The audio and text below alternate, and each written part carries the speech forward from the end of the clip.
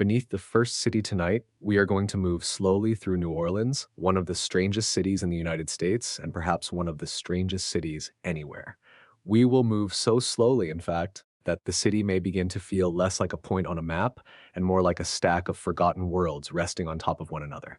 There is the New Orleans of balconies and brass bands, candlelight and rain, courtyards and river fog, but beneath that familiar image lies another city, quieter, older, and half hidden even from people who think they know it well. It is a city built on natural levees thrown up by a wandering river, a city expanded by draining what had once been swamp, a city whose dead often had to be lifted above the ground because the soil itself was too full of water. Old channels still lie faintly beneath modern streets. Older nations stood here before the first colonial maps. Whole districts rose into notoriety and slipped back into memory, and the line between history and legend has often become thin enough to seem almost translucent. If you were to look at New Orleans in the most ordinary way, you might think you understood it quickly. You could point to the curve of the Mississippi River, you could point to the French Quarter, to Lake Pontchartrain, to the neighborhoods stretching between levees, canals, and broad modern roads. But some places resist being understood from the surface. New Orleans may be one of the clearest examples of that resistance. To understand it, you have to imagine not only what is there, but what was there before. You have to imagine the water that was pushed away. You have to imagine the forests that vanished. You have to imagine the roads, footpaths, camps, marshes, fisheries, burial grounds, and trading routes that were already old by the time Europeans described them. And so tonight, rather than racing toward the city's best-known stories, we will do something gentler. We will let the city open in layers. We will begin before balconies, before jazz, before cemeteries of stone, before the wrought iron, and before the brick.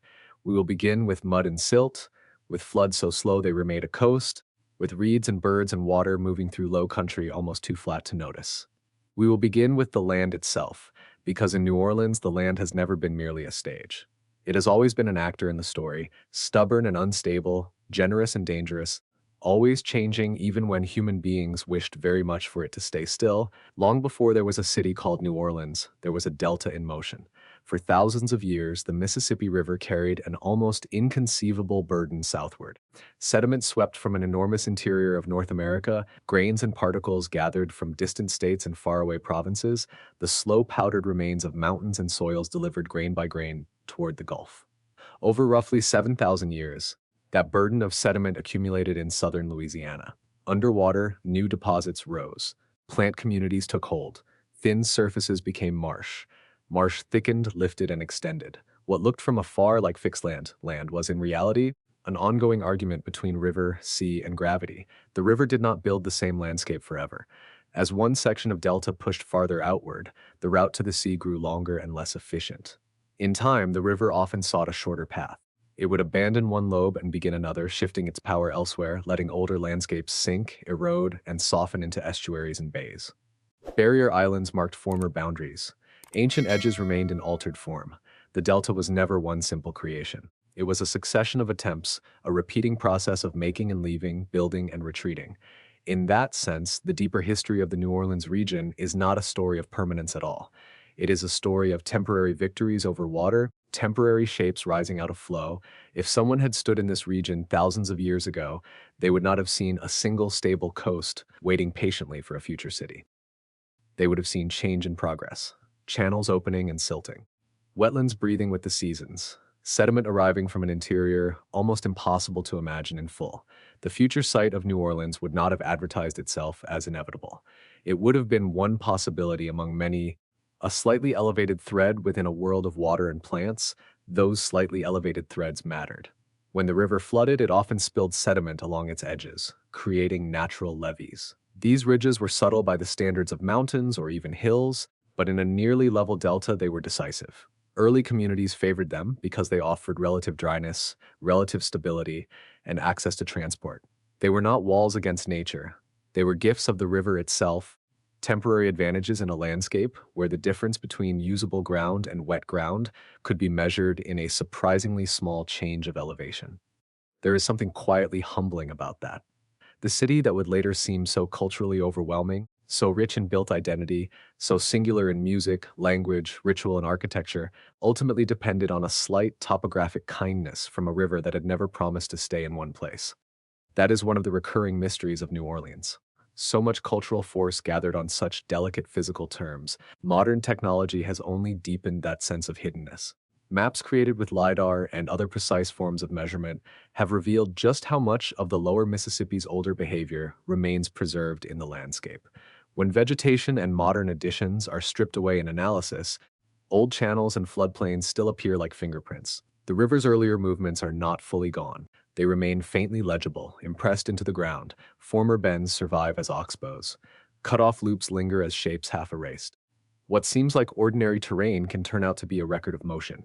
That idea matters for a place like New Orleans because it changes how you imagine familiarity. A modern road may pass over what had once been a watery margin. A neighborhood may occupy ground that exists only because the river piled enough sediment there at the right time. A canal may cut through land that was once marsh, and that marsh may itself have covered something older still. In many cities, the past is buried mainly beneath buildings. In the New Orleans region, it is also buried in topography, in the faint geometry of landforms, in subtle rises and depressions that tell older stories than most monuments ever could.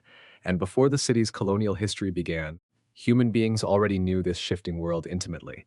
The oldest human story of the region does not begin with a French flag planted beside a river bend. That is merely the beginning of one written colonial chapter. The land around what would become New Orleans belonged to a much deeper network of indigenous presence, travel, memory, adaptation, and exchange. To say that native peoples were here first is true, but still not enough. It can sound like a brief prologue to someone else's tale, when in reality these nations formed the first long and sophisticated histories of the place. The Chitimacha, whose oral history says that they have always been here, occupied a broad territory in southern Louisiana. Their lands once extended eastward toward the New Orleans area. They were one of the region's major powers, and their history reminds us that the Delta and its adjoining lowlands were not empty, not waiting, not unexplained. They were inhabited landscapes shaped by knowledge of water, fisheries, wetlands, weather, transport, plants, and seasonal movement. The Chitimacha world included settled social structures, matrilineal clans, food systems tied to both cultivation and wild resources, and cultural traditions such as river cane basketry, whose intricacy suggests generations upon generations of accumulated design and meaning. Other indigenous nations also moved through or near the larger region that later became bound up in New Orleans' history. The exact boundaries of influence shifted over time, and colonial records often simplified or distorted what they did not understand. But the important fact is that the area was part of a living indigenous world. Waterways linked people. Bayous were not obstacles in the modern sense. They were routes. Marshes were not simply wasteland. They were productive environments. Places later dismissed as empty or unhealthy could, in other relationships, be sources of food, transit, shelter, and orientation. If you imagine the land before the city, it helps to remove modern assumptions one by one. Remove the street grid. Remove the masonry. Remove the levee lines and pump stations. Remove the bridges and the electric lights. Imagine instead a low country where movement depended on currents, shallow craft, firm ridges, and learned pathways. Imagine a place where knowing where slightly higher ground lay could matter profoundly. Imagine that the sounds would have been different too. Insects, reeds moving in wind, paddle strokes, birds over open water, sudden quiet over a marsh at dusk. When French colonists and officials entered this world, they did not create order from emptiness. They inserted themselves into an already meaningful landscape. The colonial project depended, even when it refused to admit it, on pre-existing routes and indigenous knowledge of local conditions.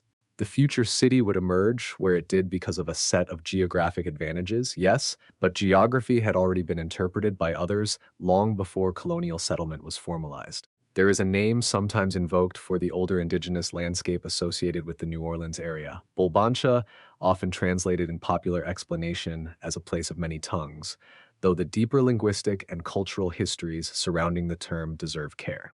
Whether one uses that word or another, the essential point remains. The city now called New Orleans rests on a native landscape with its own identities, relationships, and stories.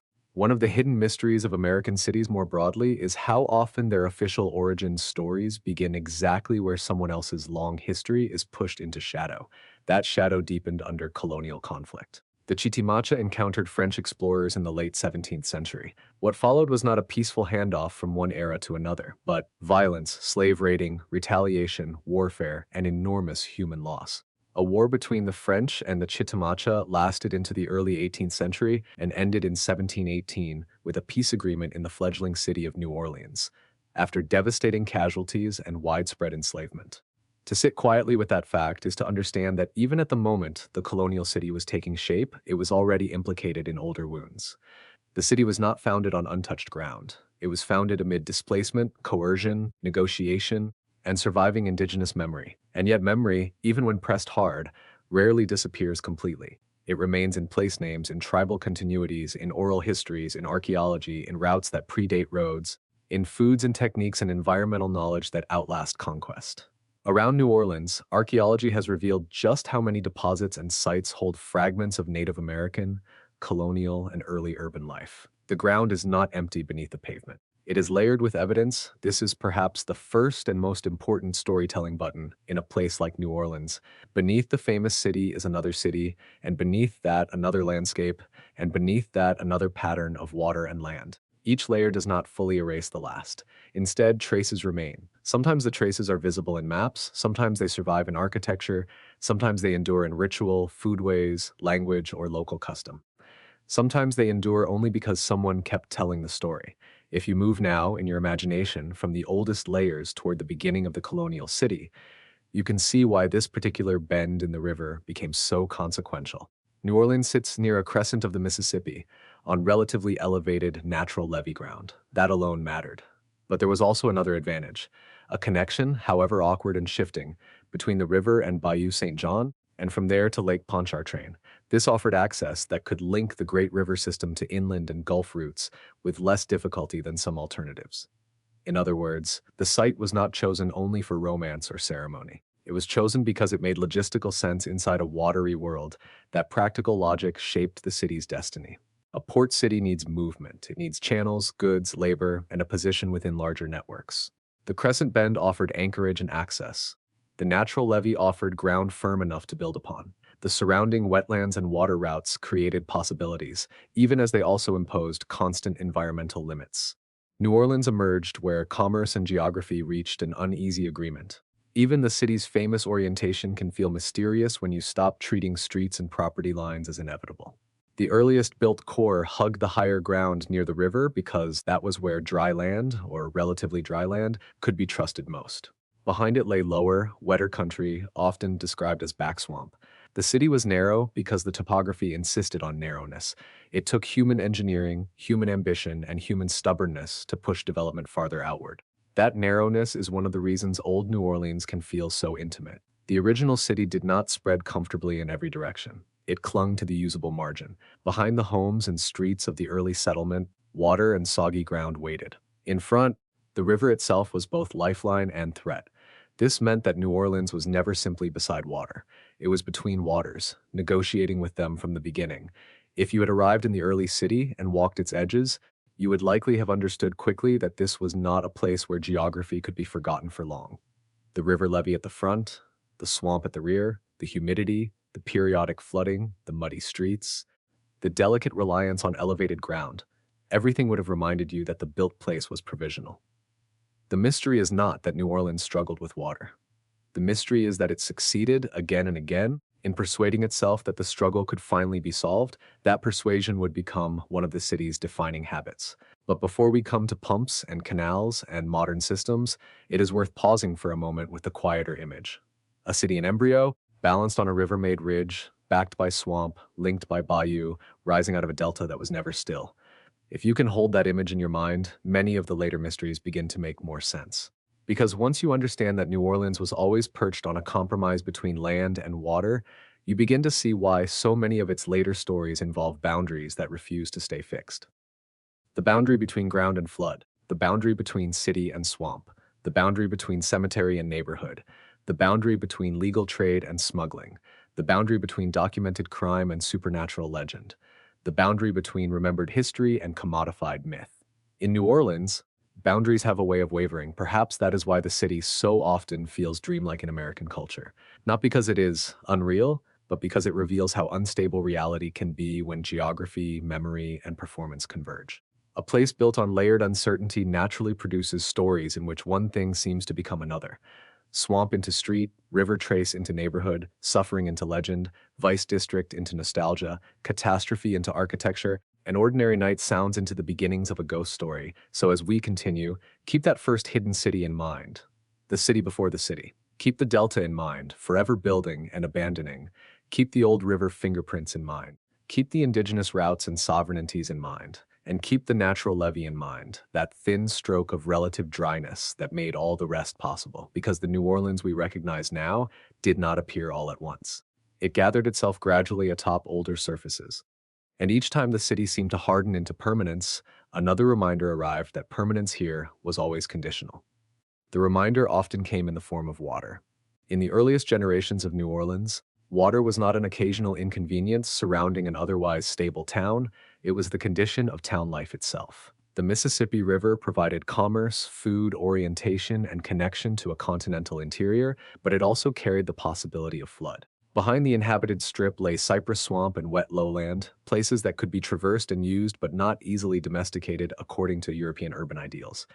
Rain had nowhere to go quickly. Mud lingered, rot lingered, mosquitoes lingered. The city's site was powerful precisely because it was so difficult. What is striking is how often New Orleans answered difficulty with imagination first, and machinery later. People built, adapted, elevated, bridged, dug, patched, improvised. They learned which routes remained passable and which turned treacherous. They navigated season by season. The city became not just a settlement, but a technique for living in a watery borderland. Bayou St. John offers a particularly revealing example of these hidden continuities. Before modern transportation systems dominated, the bayou formed part of an important route between the Mississippi River and Lake Pontchartrain. Canoes, pirogues, and other craft could move through this watery corridor with short overland portages where necessary. In practical terms, it helped tie the city to the lake and beyond it to the Gulf world. In imaginative terms, it reminds us that New Orleans was never solely a river city or solely a Gulf city. It was both, joined by a narrow and shifting connective tissue. If you imagine entering the region not through an airport or highway, but through water routes, the city feels different. It feels less isolated as a single destination and more like a node inside marshes, bays, lakes, bayous, and channels. Its mystery becomes geographical before it becomes architectural. Even the famous French Quarter begins to feel less like a freestanding historic district and more like one hardened fragment of a much larger amphibious world. That larger world could support extraordinary richness. Wetlands are often misdescribed as empty or wasted, especially in colonial accounts. In truth, they were among the region's most productive environments, rich with fish, shellfish, birds, fur-bearing animals, timber, reeds, and routes of movement. The same conditions that frustrated certain forms of urban expansion also sustained life in abundance. This is another New Orleans paradox. The landscape people later struggled to eliminate was also the landscape that made the region valuable and resilient. And resilience matters here. One reason the Delta could support communities over long stretches of time was that it was dynamic. Fluting deposited fresh sediment, wetlands absorbed water, natural systems adjusted, human societies adapted within those rhythms. Trouble deepened when a growing city aimed not merely to live with the rhythms, but to override them, to hold the river in place, to fence out flood, to dry the backswamp, to convert wet ground into taxable lots, to demand predictable surfaces from an environment designed for change. That transformation did not happen overnight. It unfolded over generations. But the desire behind it was clear early on. The city wanted to expand, and expansion required forgetting, or at least refusing, certain truths about the land. The backswamp behind the older urban strip had long functioned as a watery buffer. It limited the city's growth, but it also belonged to the broader environmental logic of the place. To drain it was to gain urban space. It was also to remove a sponge. At first, that bargain may not have seemed catastrophic. After all, drained ground appeared to offer progress. Streets could be extended, houses could rise where standing water once gathered, property values could increase.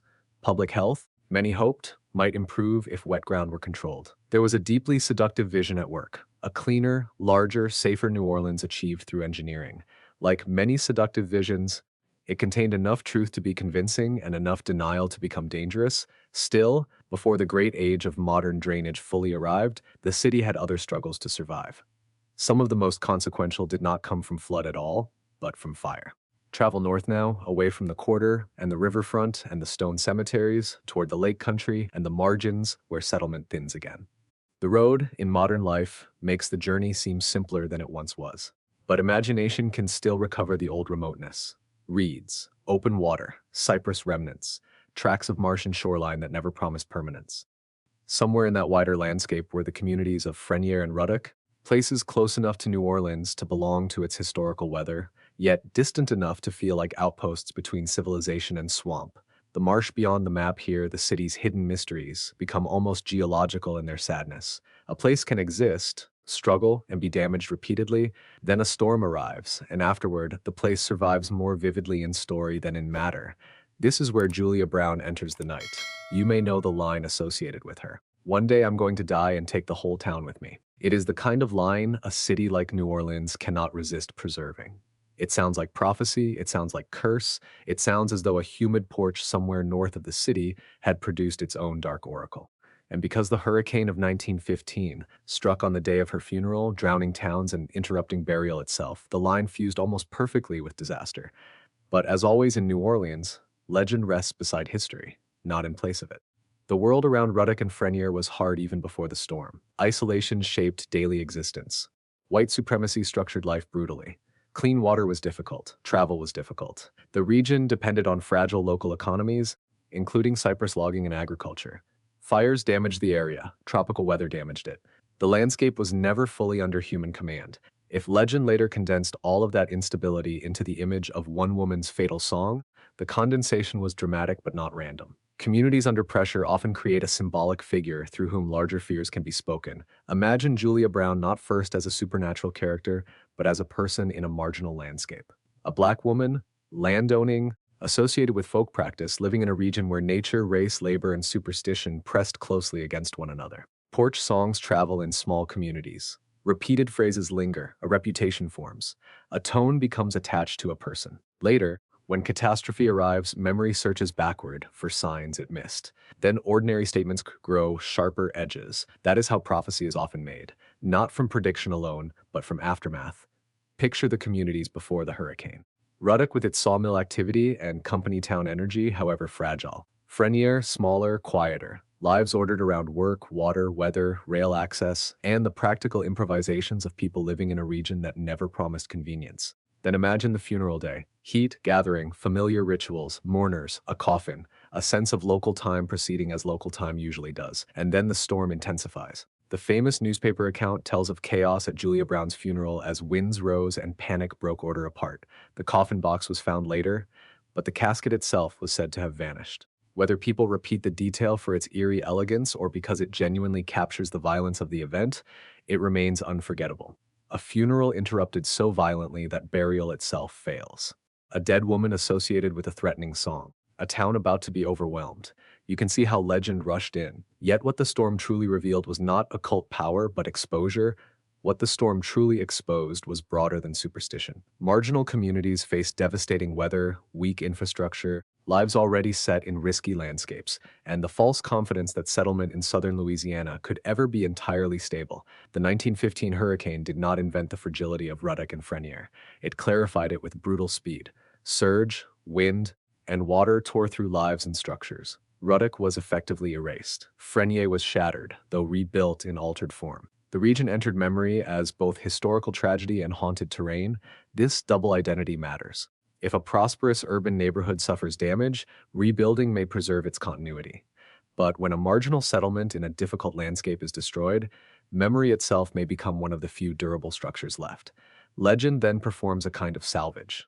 It preserves the emotional outline of a place, even when the place cannot preserve its own physical completeness. That is one reason Julia Brown remains. Not necessarily because people believe every version of the curse story, but because the story holds together multiple truths at once. The vulnerability of isolated communities, the racialized nature of Southern memory, the power of a dramatic line, the intimacy between weather and folklore, the way disaster seeks a voice, even after the actual victims are too dispersed or forgotten to narrate themselves. If you are still listening, imagine driving today across a lonely stretch near those waters, seeing only hints that people once tried to root ordinary life there. It does not take much for the imagination to begin supplying what the landscape withholds. A station, a school, houses, children, workers, then a storm tide higher than memory had prepared for. Then debris, then silence, then stories. New Orleans' grander history often dominates attention, but its hidden mysteries extend outward into these smaller places where the same old pattern repeats. The environment permits settlement for a time, then reminds everyone of its larger claim. And the reminder is not only historical. Southern Louisiana still loses land, shorelines erode, wetlands retreat, open water advances into former edges. What happened to places like Ruddock belongs not only to a distant past, but to a continuing conversation about impermanence in the region. The map is not done changing. This is perhaps the deepest regional mystery of all. How do you build identity in a landscape that does not promise to stay put? New Orleans has answered that question in many ways, through ritual, music, architecture, cuisine, memory, engineering, and performance. But places at its margins answered less visibly, and often with fewer resources. When they were lost, they sometimes entered folklore, because folklore could travel where infrastructure could not. Julia Brown's story also reveals something about gendered memory. A woman with a voice, a reputation, and an association with folk power becomes the emotional hinge on which a whole regional catastrophe turns. The legend does not say the mill owners cursed the town, or the engineers, or the transport difficulties, or the racial order. It says a woman on a porch sang words that came true. There is an ancient logic in that. Communities often personalize complex disasters by attaching them to memorable, symbolically charged individuals. Once attached, the story grows. Tour guides embellish. Ghost hunters visit. A grave is misidentified or staged. Swamp tales absorb her into a wider supernatural ecosystem of rugerous apparitions and murmuring reeds. The real woman risks becoming less visible even as her legend spreads. Agon? New Orleans shows us the cost and utility of myth at once. Without myth, a peripheral tragedy might fade more completely. With myth, it survives but altered. The challenge is to hold both forms of truth without letting one swallow the other. So let us hold them carefully tonight. Imagine Julia Brown's song not as a magical incantation, but as a fragment of voice preserved because it happened to fit the shape of catastrophe. Imagine the mourners not as extras in a ghost story, but as people caught inside a real hurricane. Imagine the vanished casket not as proof of sorcery, but as proof of the storm's violence. Imagine Ruddock not merely as a spooky lost town, but as a working place of wood, labor, isolation, and vulnerability. This makes the story no less atmospheric. In fact, it makes it more so. Because now the haunting does not depend on cheap effects.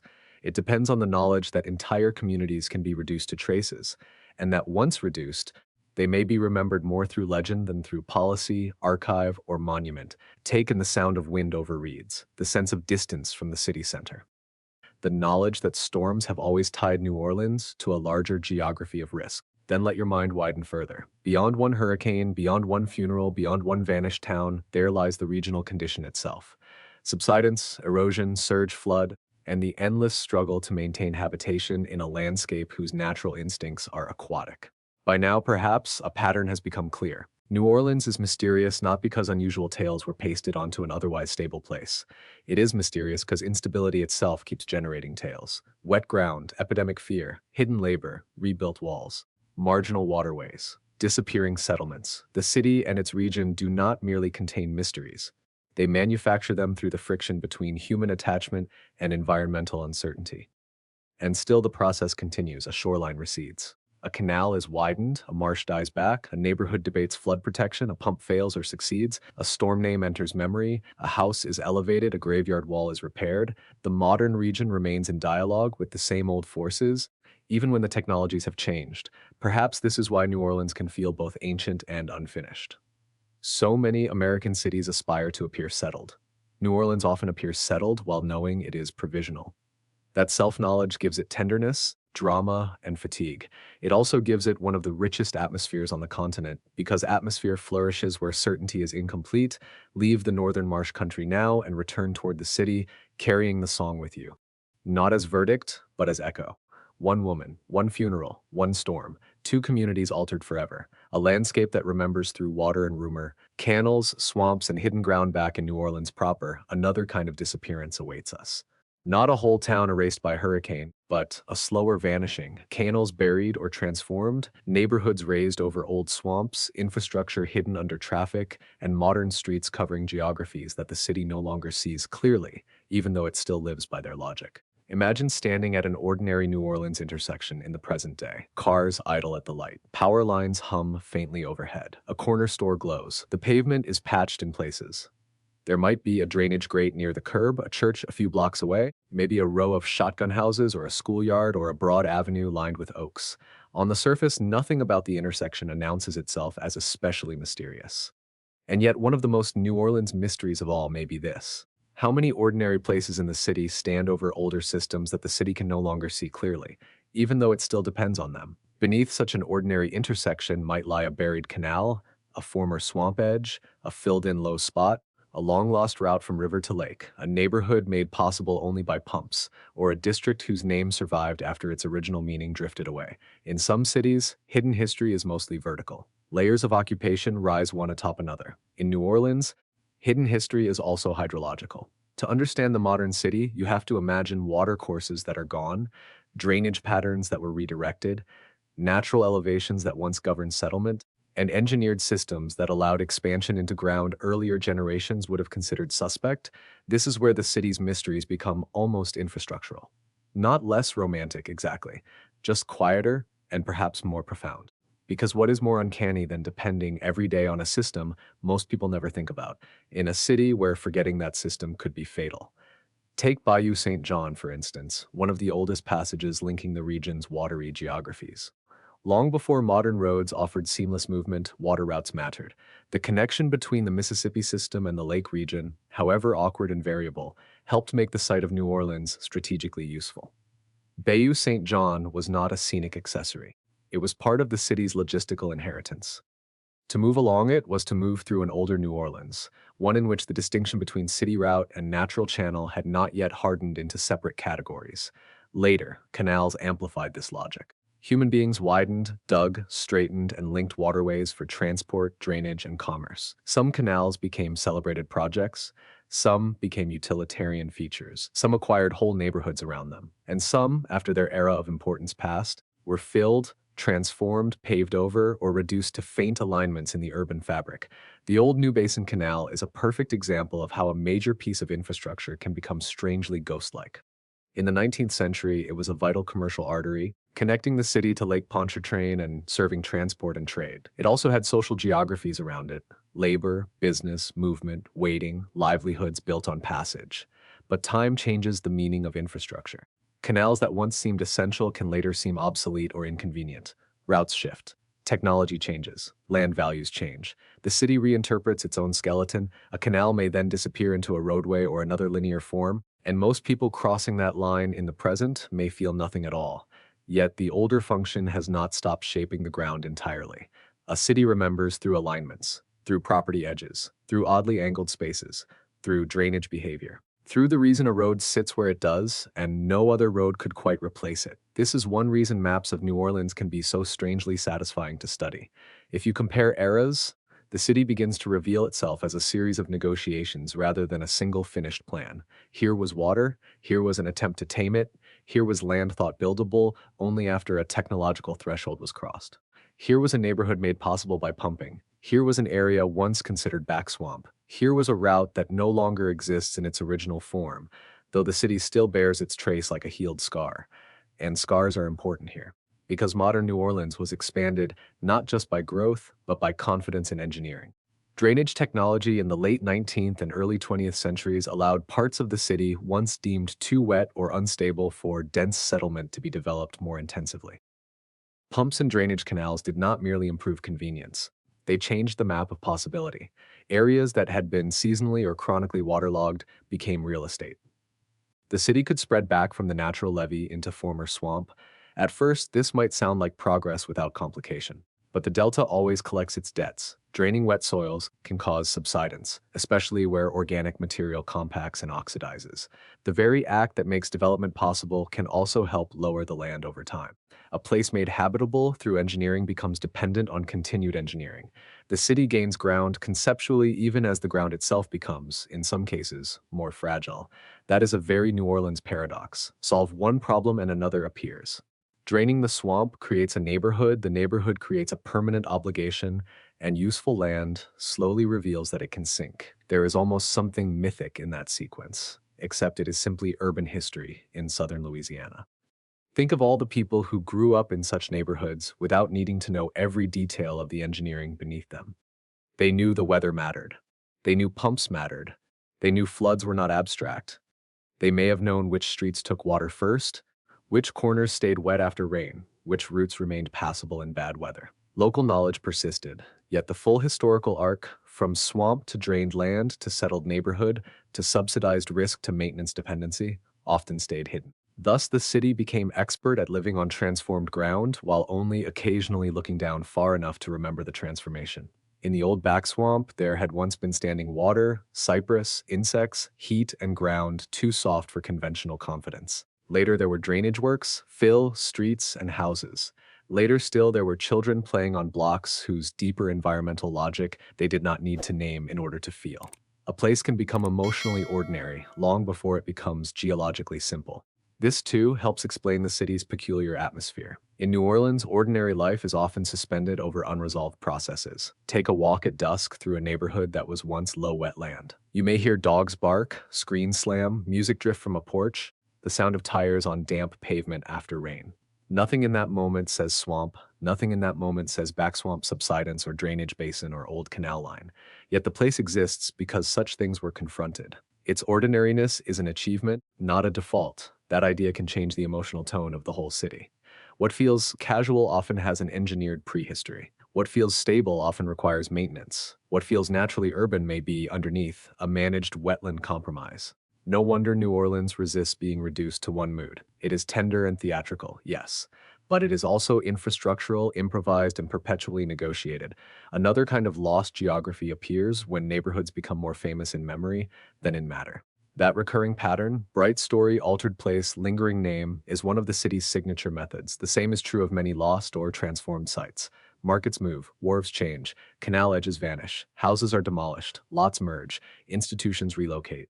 The result is not an empty city, but a city where historical presence often becomes diffuse. You can stand very near where something important happened and feel almost nothing unless some guide, plaque, book, or local elder supplies the missing layer. Perhaps that is why guided storytelling became such a central cultural form in New Orleans. The city practically requires narration.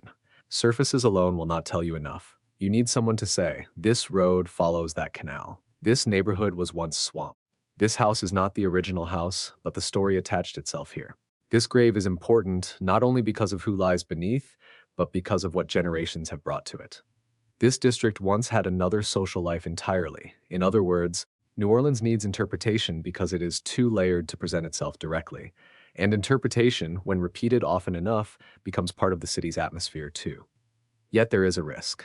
Interpretation can harden into cliché. Once a story is told enough times to strangers, it may simplify. Details are shaved away. Contradictions are smoothed. Complexity becomes mood. The tour-friendly version of New Orleans is therefore both helpful and dangerous. Helpful because it keeps hidden histories from vanishing entirely. Dangerous because it can flatten those histories into a predictable menu of mysteries. To resist that flattening, it helps to return to process. How did this place become what it is? What had to be drained, buried, raised, rebuilt, or forgotten? What kinds of labor made this ordinary street possible? What older waters still govern the block when rain comes hard? And what invisible systems are performing survival under the pavement? These are not less poetic questions than those asked of ghosts. They may be more poetic because they reveal a city whose daily existence is itself improbable enough to feel uncanny. Consider, for example, the rhythm of modern storms in the city. Rain falls. Streets pool, pumps activate, news alerts circulate. Residents discuss drainage, canals, surge, and forecasts with the practical literacy of people who know that infrastructure is not background.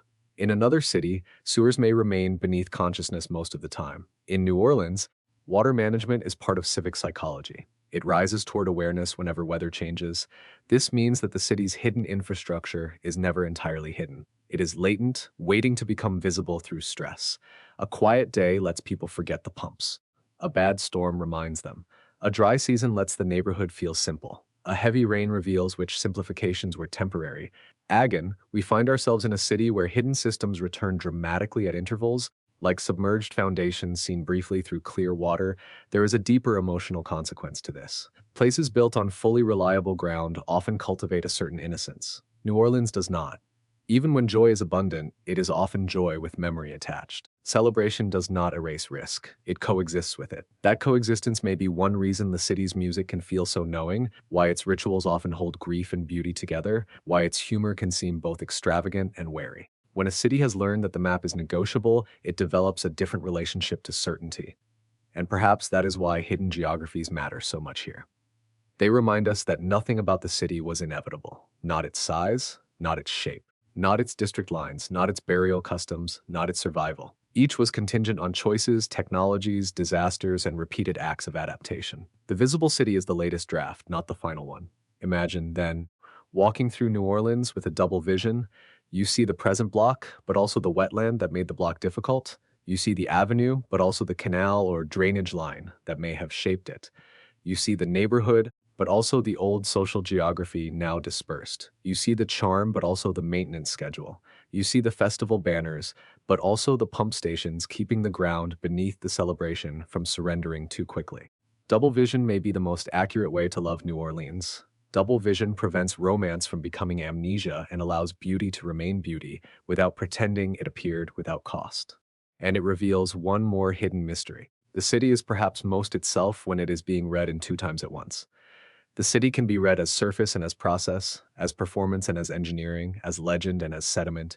If you keep that double vision, even the most ordinary block begins to shimmer slightly. The curb is not just a curb. The neighborhood is not just a neighborhood.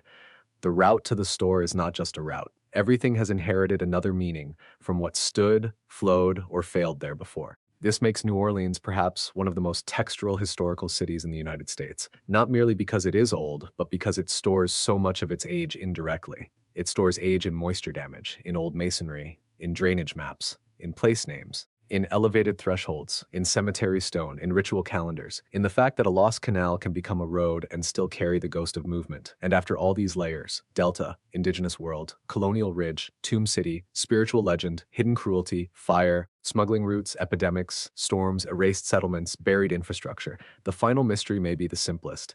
How has the city remained so vividly itself? So much should have dispersed it. Flood, disease, heat, erosion, commerce, exploitation, demolition, tourism, modernization, neglect. And yet New Orleans still gathers its contradictions into one recognizable presence. Not neat, never neat, but coherent in its own emotional key. Perhaps coherence here does not come from stability at all, but from rhythm. From repeated adaptation, recurring return, and memory practiced as daily life. Fire, drainage, and the City of the Dead, the storm of 1915, killed widely across southeastern Louisiana and devastated low-lying communities in the lake region. Ruddock was never rebuilt in any meaningful, lasting way. Frenier survived, but in memory it remained permanently joined to the funeral, the song, and the violence of the weather. That pairing is instructive. Around New Orleans, catastrophe often acquires a storyteller's shape. The forces are environmental, political, economic, racial, infrastructural, but afterward people remember them through houses, songs, names, processions, vanished graves, one doorway left standing, one phrase said too many times. The city and its surrounding waters are full of such narrative condensations. If you listen closely, they all tell the same quiet truth. Nothing here stays untouched for long. That truth returns us to New Orleans itself. To the south, the old city continued its patient argument with wet ground. To modern visitors, the built fabric of New Orleans can feel improbably durable. Brick facades stand. Shuttered windows repeat. Courtyards hold their own climates of shade. Ironwork curls over balconies like handwriting preserved from another century. But durability in New Orleans is rarely simple. It has usually been purchased through repetition, rebuilding, adaptation, and loss. One of the earliest reminders of that came not from stormwater, but from fire. During the Spanish colonial era, New Orleans suffered two catastrophic urban fires, one in 1788 and another in 1794. In a city where many structures were still wooden and closely packed, flame could move with terrible speed. The first fire, driven by wind, destroyed the majority of the town's buildings. Churches, government structures, homes, businesses, bakeries, barracks, archives, and armories were lost. 6 years later, another fire damaged much of what had been rebuilt. There is an image worth pausing over here. Imagine a colonial river city already vulnerable to humidity, mud, disease, and flood, suddenly forced to confront annihilation by an opposite element. Not drowning, but burning. Timber roofs giving way. Stored records curling into ash. Domestic interiors collapsing. A city still young enough to feel fragile discovering just how fragile it was. The response changed the look of New Orleans forever.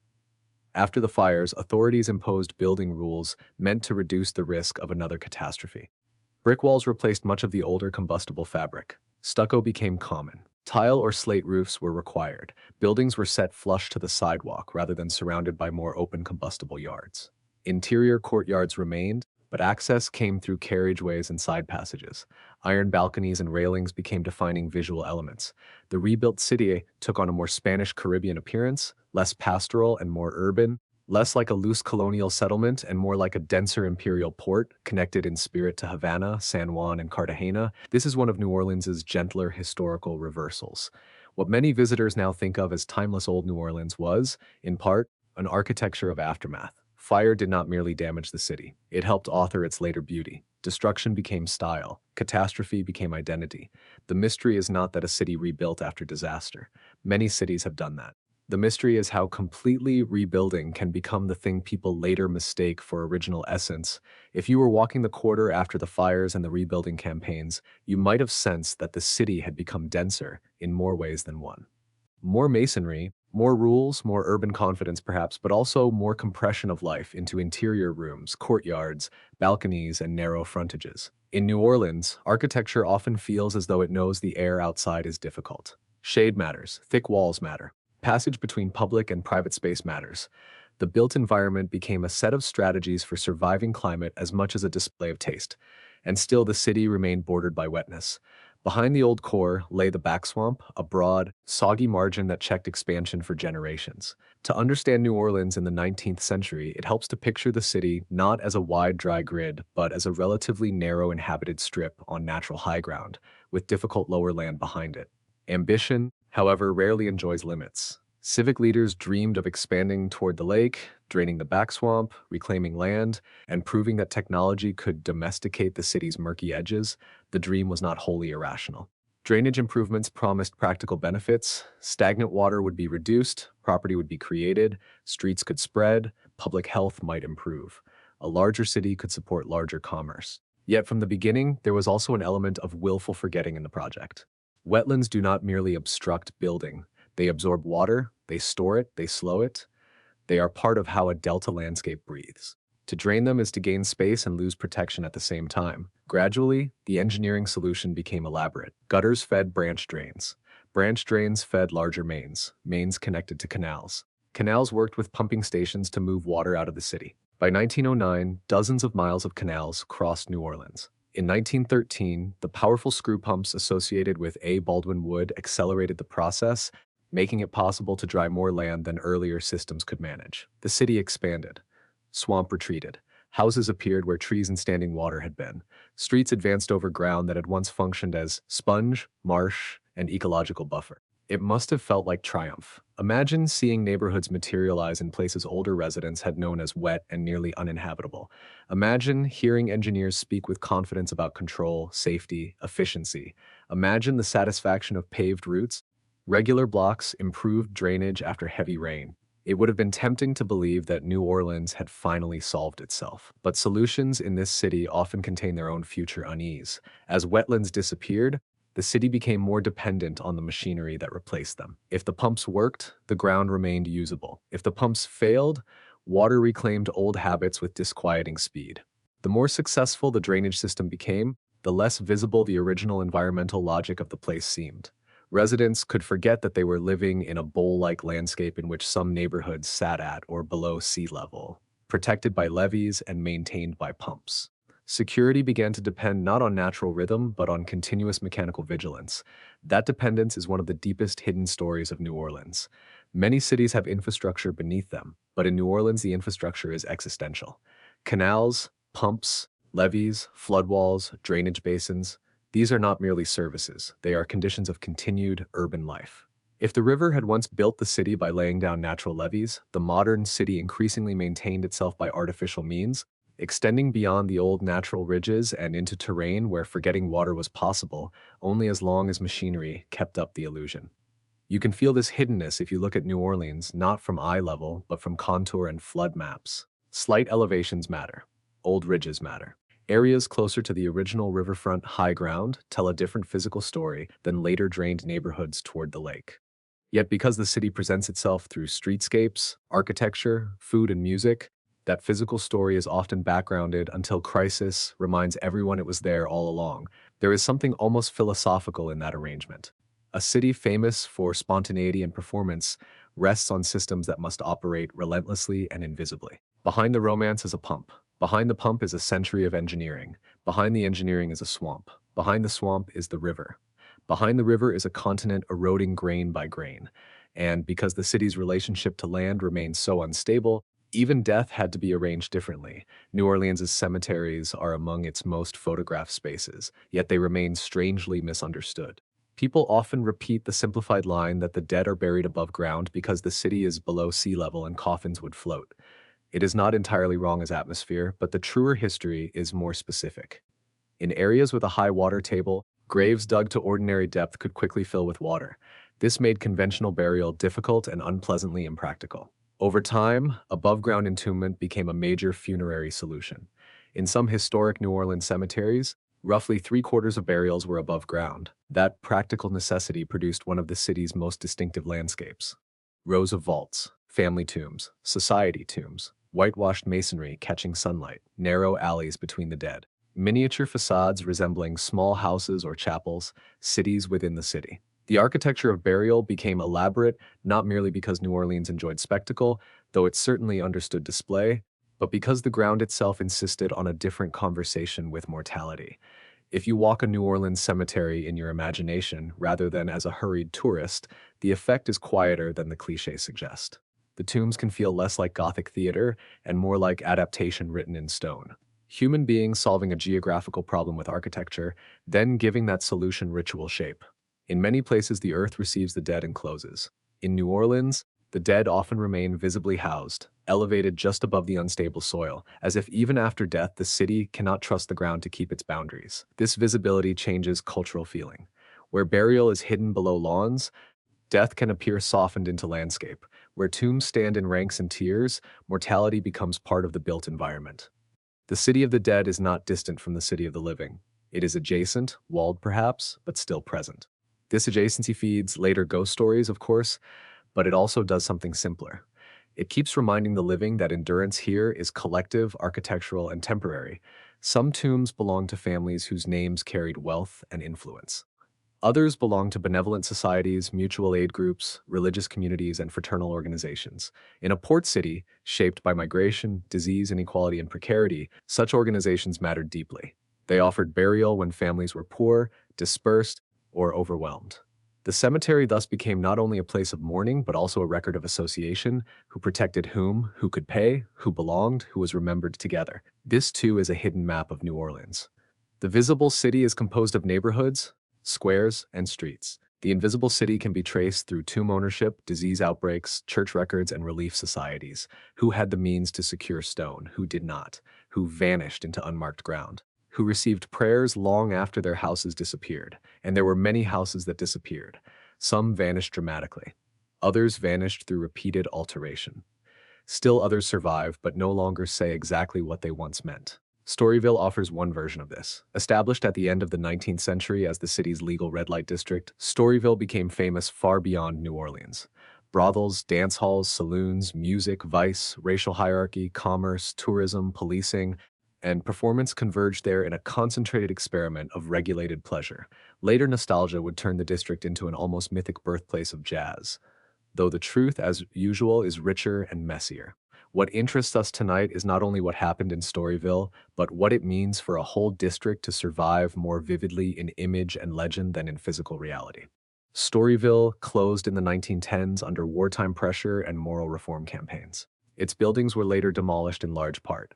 What had once been notorious ground became something else, but memory did not let it disappear cleanly. The district persisted in photographs, songs, memoirs, vice reports, oral histories, and the wider American imagination. That persistence matters because New Orleans repeatedly teaches the same lesson. A place can vanish in matter and continue in atmosphere. A district can be gone but not absent. A story can outlive its street plan. A reputation can linger long after the plaster falls. You begin to notice the pattern everywhere. The old swamp vanishes under neighborhoods. The old district vanishes under redevelopment. The old shoreline vanishes under sediment shifts. The old burial practices adapt into walled tomb cities. The old architectural fabric burns and returns in another style. New Orleans is not static enough for simple preservation. Its identity has often depended on changing while insisting it remembers. Sometimes the cost of that remembering is pain. One of the hardest episodes in the city's lore centers on the LaLaurie household. Ghost tour culture has wrapped the story in sensational language for generations, but the documented history itself is already horrific enough and deserves restraint. In 1834, a fire at the LaLaurie residence led firefighters and onlookers into the home, where enslaved people were found confined and horribly mutilated. Contemporary reporting condemned Delphine LaLaurie's cruelty. Public rage surged. A crowd ransacked what remained of the property. The family fled. Later, a new structure rose on the site, and still later, the location entered New Orleans' haunted mythology. The temptation in modern retellings is to turn the episode into lurid entertainment, but to do that is to hide the real historical truth beneath a more marketable fog. The deeper story is not that a house became haunted. It is that slavery in New Orleans, as elsewhere, contained brutalities that polite society could ignore until spectacle forced acknowledgement. Even then, the city often preferred to transform atrocity into legend rather than confront the full moral structure that had made the atrocity possible. In that sense, the LaLaurie story belongs firmly among New Orleans' hidden mysteries. Not because the facts are unknowable, but because popular retelling so often obscures what is most important. The haunted house version is easier to sell than the history of enslaved suffering, elite impunity, and the shallow limits of public outrage in a slave society. If you strip away the tourism varnish, what remains is not a campfire tale, but a meditation on what societies choose to see and when. That question, what people choose to see, would return with terrible force in the 19th century's epidemics. For decades, yellow fever shaped New Orleans with a persistence that is difficult to overstate. Outbreaks became almost annual after the 1820s. The disease frightened newcomers especially because residents who survived earlier exposure were thought to have acquired immunity, while recent arrivals faced greater risk. In practical terms, yellow fever distorted labor, migration, economics, and social life. In emotional terms, it taught the city that summer and fear could become companions. Imagine the streets before modern sanitation. In 1880, much of the city remained unpaved, refuse and animal waste collected, drainage remained poor, gutters held foul water, rain rearranged rather than removed the filth, and people relied on cisterns while humid air carried the sense that illness might be rising from the streets themselves. Before the mosquito vector was understood, many people attributed yellow fever to miasma, corrupted air rising from filth and wet ground. The theory was wrong in mechanism but not entirely absurd in mood, because the environmental conditions were indeed dreadful. People burned tar. They fired cannons in the hope of purifying air. Quarantines disrupted commerce. Private reform associations stepped in where government capacity failed, cleaning canals, hauling garbage, and trying to render the city survivable. Then came the Great Epidemic of 1878, which shocked the region. Thousands died in New Orleans, and the toll across the Mississippi Valley reached into the tens of thousands. The scale of death forced a more serious reckoning. Drainage, sewerage, and mosquito control were no longer matters of civic polish alone. They became matters of survival. The eventual transformation of the city's infrastructure emerged partly from that pressure. Better drainage meant fewer stagnant breeding grounds. Sewer systems mattered. Public works mattered. Covering cisterns mattered.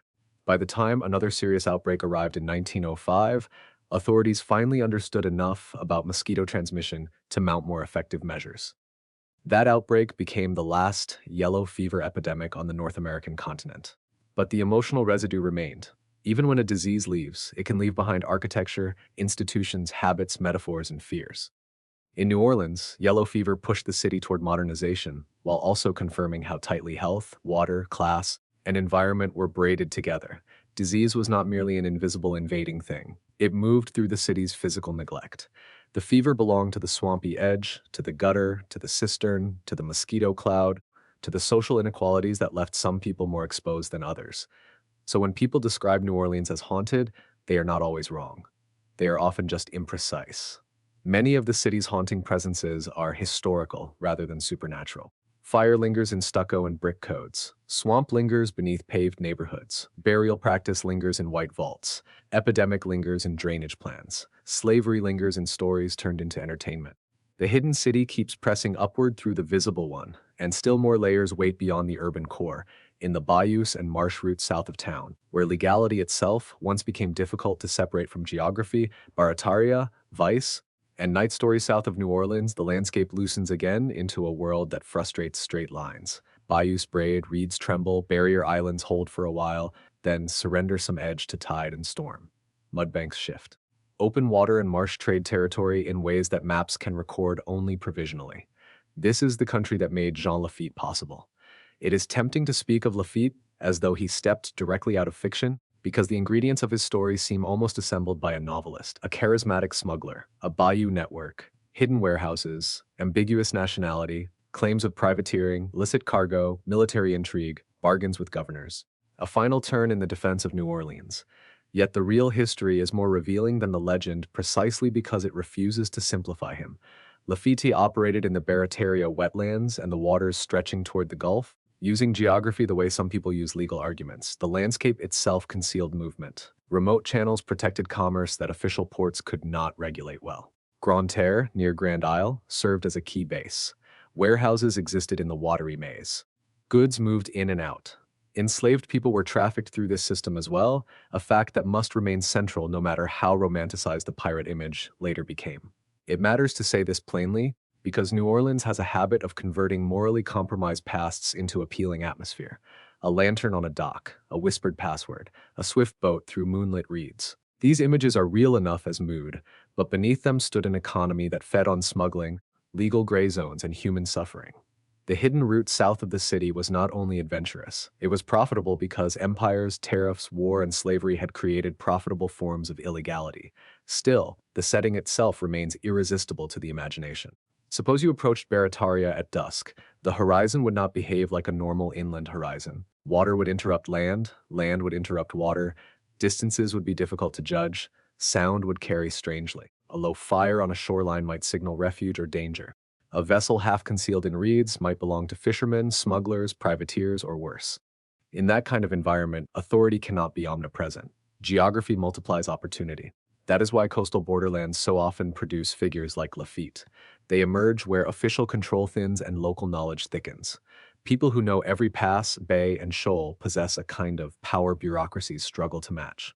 The Baratarians knew how to move through an amphibious landscape that outsiders often reduce to menace or inconvenience. They made the wetlands into infrastructure.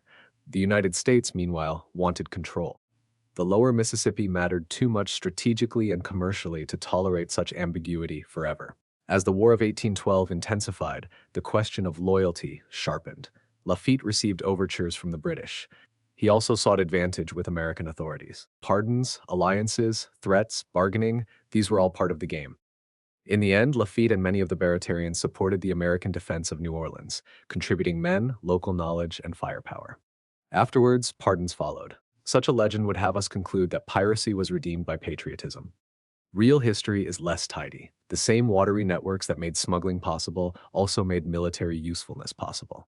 The same man later celebrated for aiding the defense of New Orleans had built wealth through contraband and participation in the slave trade. The bayou does not care for moral clarity. It carries boats whether their cargo is lawful or not. Perhaps that is why Lafitte's afterlife in regional memory remains so durable. He embodies a favorite New Orleans tension, charm and corruption occupying the same body.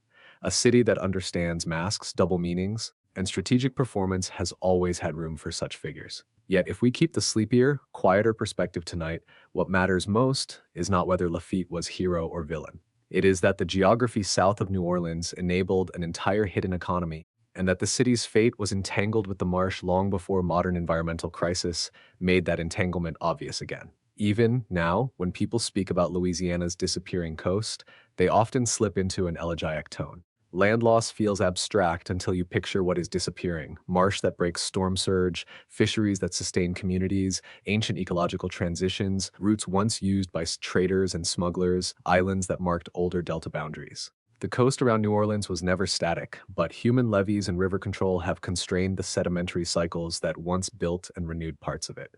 The result is a modern tragedy hidden inside a very old process.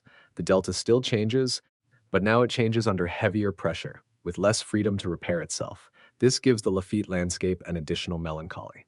The channels that once sheltered smugglers belong to a coast that is itself vulnerable, eroding, and in places becoming more water than land. Hidden history here is not only buried, some of it is dissolving turn now from the marsh routes toward the city streets. The shift is not as sharp as it might seem. New Orleans always carried the coast inside itself. Port life, trade, migration, weather, rumor, and imported goods all moved back and forth between the urban riverfront and the watery margins beyond.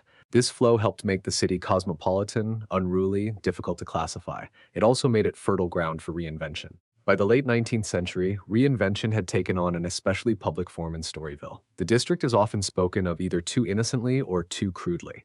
Some accounts sentimentalize it as a dreamscape of early jazz, red lamps, piano music, and scandalous glamour. Others flatten it into vice statistics and moral panic. The truth sits uneasily between those extremes. Storyville was a legally designated vice district created in the 1890s. Within its boundaries, prostitution and related businesses were confined and regulated, at least in theory. In practice, the district gathered together a complicated social world structured by race, gender, money, desire, and coercion. High-end brothels existed beside far harsher conditions. Musicians worked there, so did sex workers, laborers, pimps, madams, domestic staff, carriage drivers, police, physicians, tourists, and opportunists of every kind. The district turned private transactions into a semi-public economy. For a script about hidden mysteries, Storyville offers less a scandal than a lesson in urban memory. The district's fame outlived its physical form. It entered photographs, especially those by E.J. Belloc. It entered jazz mythology. It entered national fantasies about New Orleans as a place of loosened rules and nocturnal pleasure. Yet the actual district, with its complicated social gradients and exploitation, was always more specific than the myth.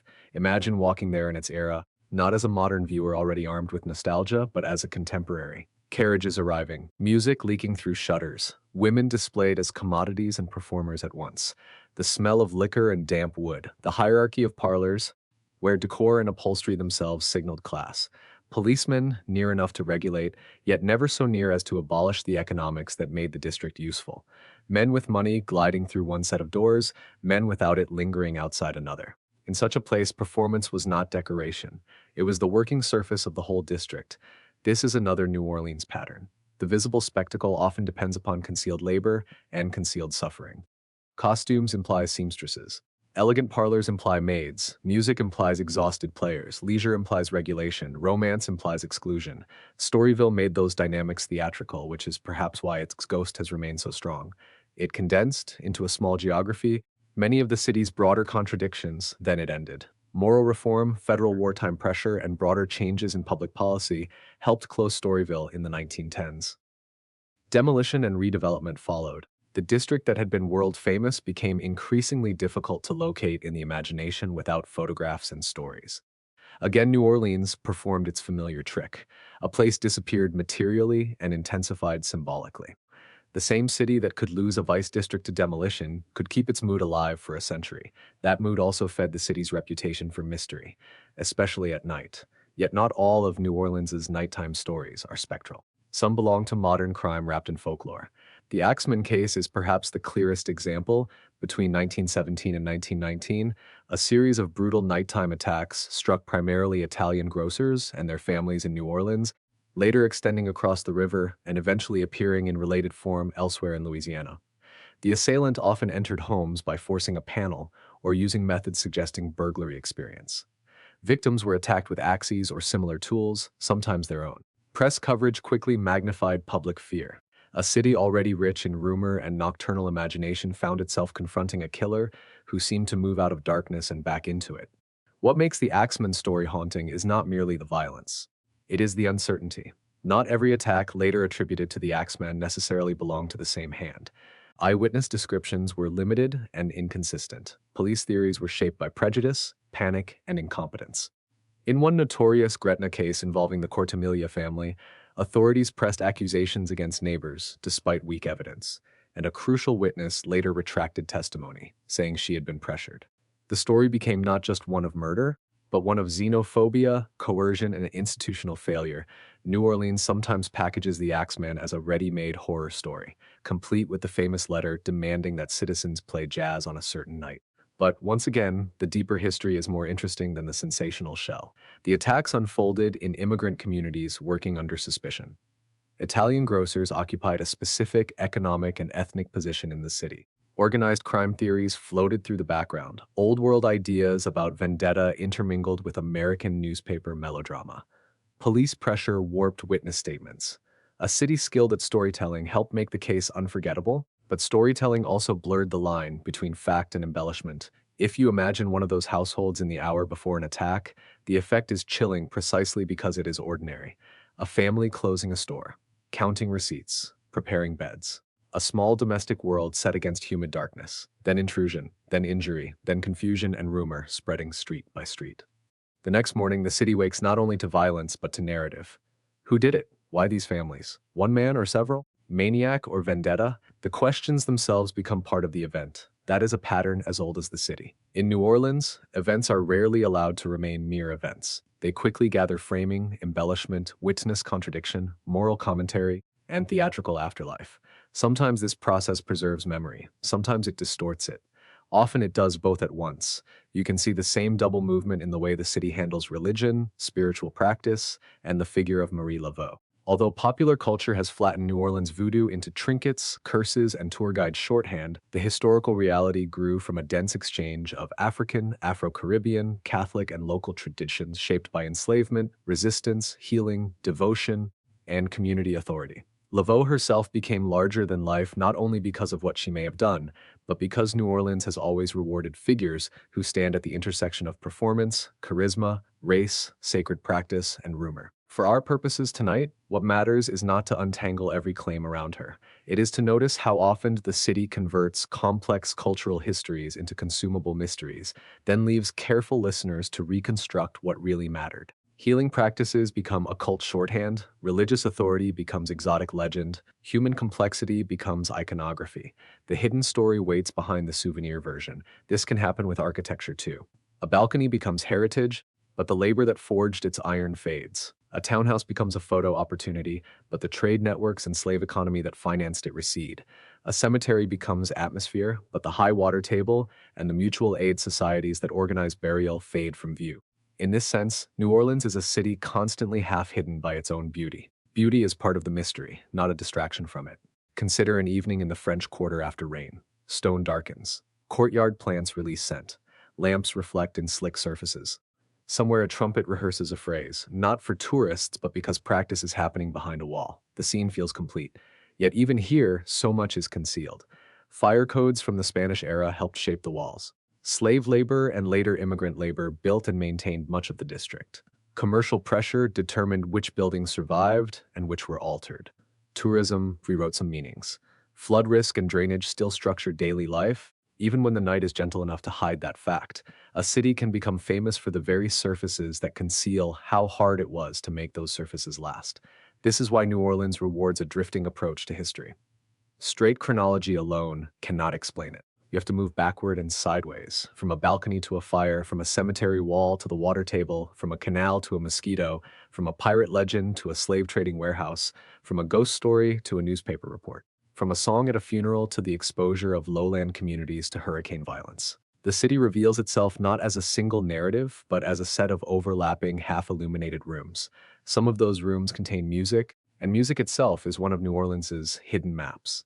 We often talk about the city as though music simply rises from it like humidity. In one sense, that is understandable. So many traditions converge there. African rhythms, European instrumentation, Caribbean influence, church music, military bands, street cries, dance tunes, blues, ragtime, opera fragments, parade culture. Yet music also followed labor routes, vice districts, migration patterns, and neighborhood geographies. It sounded different in refined parlors, in Storyville rooms, in social club processions, in black neighborhoods, in churches, on porches, at wakes, and on docks. To hear New Orleans' history properly, you would need more than one soundtrack. You would need the scrape of oars in a bayou before dawn. You would need hammering during Reconstruction after fire. You would need church bells during epidemic. You would need the rumble of pumps beginning their endless work. You would need the hush of a cemetery lane at noon. You would need gambling houses, marketplaces, work chants, funeral brass, street vendors, lake wind, insect swarms, cannon reports fired against miasma, and the restless nighttime murmur of a port where goods and strangers continually arrived. Music, then, is not just one chapter in the city's story. It is evidence of the city's layered coexistence. Different populations heard different New Orleanses. The wealthy heard one, the poor another. Enslaved people, free people of color, immigrants, sailors, nuns, merchants, sex workers, children, and undertakers all occupied overlapping yet distinct soundscapes. Some of those soundscapes still echo. Others are gone, their absence one more invisible room in the city. And perhaps that is why New Orleans is so skilled at making listeners feel nostalgia for things they never personally knew. The city stories are full of vanished acoustics, vanished shorelines, vanished customs, vanished districts, vanished people whose names survive only in records or family lines. To listen to New Orleans is often to listen toward loss, but loss is not the only mood available here. Survival matters just as much. Indigenous continuity survived despite conquest. Black cultural creation survived despite slavery and segregation. Families survived epidemics, fires, and storms. Mutual aid societies formed. Neighborhood traditions adapted. Houses were raised, patched, replastered, and reoccupied. A city that ought, by ordinary logic, to have been simpler after all it endured instead became more layered. Every survival added another stratum. The challenge for anyone telling New Orleans' history is to resist the easiest temptations. Do not flatten it into haunted romance. Do not flatten it into culinary charm. Do not flatten it into disaster footage. Do not flatten it into jazz pilgrimage alone. The city is all of those things in part, yet none of them in full. It remains stubbornly a place where water, empire, labor, race, engineering, religion, desire, illness, art, and memory continually rearrange one another. And if you stay with that thought a little longer, you begin to notice that the city's greatest hidden mystery may be its way of persuading people that they are visiting one place, when in fact they are brushing against many. Labor, music, and Reading in two times think for a moment about the riverfront, because the Mississippi can disappear strangely easily once one becomes distracted by the French Quarter's balconies and narrow streets. Modern visitors often know the river is there, of course, but not always how thoroughly it determined the city's existence. The river was not scenery added to New Orleans. It was the reason empires cared, the reason goods arrived, the reason labor was concentrated, the reason wealth could gather at this awkward lowland bend, stand in imagination, on the levee in an earlier century. Upstream lies a continental interior connected by waterways and tributaries so extensive that the city seems less like an edge and more like a hinge. Downstream lies the Gulf world and, beyond it, Atlantic empires. Boats arrive heavy with produce, timber, cotton, sugar, hides, flour, news, people, rumor, disease, and hope. Other boats depart carrying the city's own ambitions outward. The levee front is not a quiet, picturesque margin. It is a constantly negotiated threshold between local life and enormous external systems. Those systems included slavery at every level. Here again, New Orleans resists easy romance. The city's beauty, wealth, and cultural complexity cannot be told honestly without acknowledging the enslaved labor that underwrote much of colonial and antebellum life. The port moved commodities tied to plantation economies. Enslaved people were sold, transported, exploited, and forced into labor that sustained urban households as well as regional agriculture. Domestic interiors, elegant courtyards, river commerce, and social status all rested in part upon coercion. This truth can feel submerged in the most picturesque versions of New Orleans history, but submerged is not the same as absent. It remains near the surface, especially if one listens for who had to cook, build, haul, wash, row, carry, nurse, mend, and bury. The hidden city is also a labor city. There were enslaved dock workers and enslaved domestic workers. There were artisans whose skill enriched the city while their freedom was constrained or denied. There were people who knew the city physically, its kitchens, backyards, alleys, gutters, carriageways, wash spaces, storerooms, and workyards far better than many of the people who owned them. If the public facade of New Orleans often seems theatrical, remember that backstage labor is what allows any theater to continue. One of the city's most important cultural mysteries, and one of its least mysterious once honestly viewed, is how much of its celebrated expressiveness grew under conditions of oppression. Music, foodways, spiritual practices, parade traditions, and linguistic mixtures did not arise in some carefree carnival vacuum. They developed in a world structured by violence, hierarchy, adaptation, and the stubborn insistence of human beings on making meaning, even inside constraint. Congo Square often appears in this story as one of the rare spaces where enslaved and free Black people could gather on Sundays during certain periods, trading, dancing, drumming, socializing, and sustaining cultural practices. Though simplified in later retellings, the square symbolizes something essential. New Orleans has long contained zones where suppressed cultural energies found partial expression in public. Sound and movement preserved memory where official records often did not. The city's future musical revolutions would not emerge from nowhere. They were fed by older continuities, by gathering places, by diasporic exchange, by rhythms carried across water and forced migration. This helps explain why New Orleans so often seems to produce forms of culture that feel both ancient and immediate. The city does not merely invent. It recombines, it holds traces, It keeps time oddly, allowing older influences to remain audible inside newer forms. A brass funeral can feel at once contemporary and ancestral. A parade route can feel festive and deeply historical. Even everyday cooking can carry layers of migration, adaptation, scarcity, ceremony, and environmental knowledge. Food is its own hidden archive here. Rice, okra, seafood, peppers, French technique, African influence, Caribbean pathways, native knowledge, Spanish contribution, local improvisation. These are not just ingredients but historical routes. To eat in New Orleans is often to consume a condensed record of movement around the Gulf and across the Atlantic world.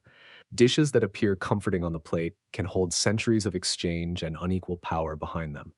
Yet rather than making the food less joyful, this knowledge often makes it more human. Survival has flavor, and survival in New Orleans has long depended on community structures that outsiders sometimes overlook. Mutual aid societies, church communities, neighborhood associations, benevolent groups, and kin networks help people navigate a city where illness, precarious labor, flooding, and racial inequality could turn life suddenly uncertain. Such networks explain many things that casual tourism does not. They explain funeral traditions. They explain the social fabric behind second lines. They explain how mourning and celebration can exist so near one another without contradiction. A jazz funeral, to someone seeing it for the first time, can look paradoxical. Grief moves with brass. Procession becomes performance. Streets become temporary stages of collective feeling. Yet, paradox is exactly the wrong word if we are attentive to New Orleans. Public mourning here reflects communities that understood death not as a private sealed event, but as a social crossing. The city's long intimacy with disease, burial, disaster, and religious ritual made such forms intelligible. Sorrow and song did not cancel each other. They traveled together. The same can be said for Mardi Gras, though in a different key. Outsiders often imagine the holiday only through beads, tourism, and spectacle. But beneath the modern carnival machinery lie older structures of masking, inversion, procession, satire, and ethnic and racial self-fashioning. The Mardi Gras Indians, for example, carry traditions shaped by Black New Orleanian creativity and by remembered solidarities with indigenous peoples who gave aid to those fleeing slavery. The suits are not casual costumes. They are labor, testimony, artistry, rivalry, memory, and neighborhood pride stitched into moving form. Ag in the City teaches the same lesson. Beauty is dense with history. Even the route of a parade is never just a route. Streets remember earlier uses. Neighborhood boundaries encode class and race. Bands move through territories shaped by old property lines, drainage projects, migration, and white flight. What seems festive in the present may be haunted, in the best historical sense, by who was once excluded, displaced, or burdened there. Take the broad avenue and the narrow back lane together. Take the grand house and the shotgun house together. Take the cathedral and the humble corner store together. Only then does the city begin to look whole. Shotgun houses deserve a quiet pause of their own. Long, narrow, efficient, often raised slightly off the ground, they became a recognizable form in New Orleans and beyond. Scholars debate lines of influence, including Caribbean connections, but whatever their precise genealogy, the houses reveal adaptation to climate, lot size, ventilation needs, and economic reality.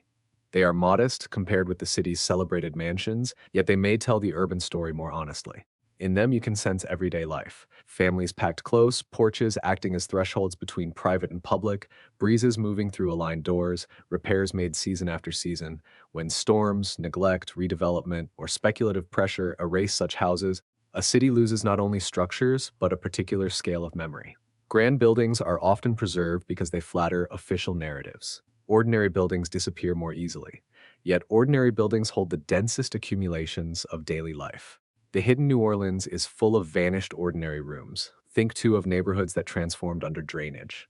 Before pumps and canals opened huge areas toward the lake, settlement clustered more tightly on natural ridges and higher ground. After drainage, new neighborhoods spread outward. That spread allowed growth but also redistributed vulnerability. Some people gained opportunity. Others were steered, excluded, or exposed according to class, race, and political power. The physical making of modern New Orleans was never socially neutral. Maps of flood risk and maps of segregation do not tell identical stories, but they often converse. So do maps of infrastructure investment, insurance, schools, and public neglect. Hidden mysteries need not be ancient to be real. Some are produced by policy, zoning, and selective care. A city can bury injustice beneath administrative language as effectively as it buries canals beneath pavement. Bayou St. John offers a good place to feel these layers meeting. Today it can seem picturesque, recreational, a softened historical corridor, but it was once strategically important, linking the urban settlement toward the lake and providing an access route that helped justify the city's placement. Around it, successive communities formed and transformed. Water that had once been a transport corridor became, in other eras, a drainage concern, a neighborhood amenity, a symbolic remnant of the older amphibious city. One feature, many histories, the same is true of Lake Pontchartrain. To outsiders, it may register mainly as a broad body of water north of the city, notable perhaps for causeways or storm forecasts. Historically, however, the lake connected New Orleans to a larger coastal and regional world. Fishing communities, shipping routes, resorts, shore installations, rail links, and vulnerable lowland settlements all clustered within its influence.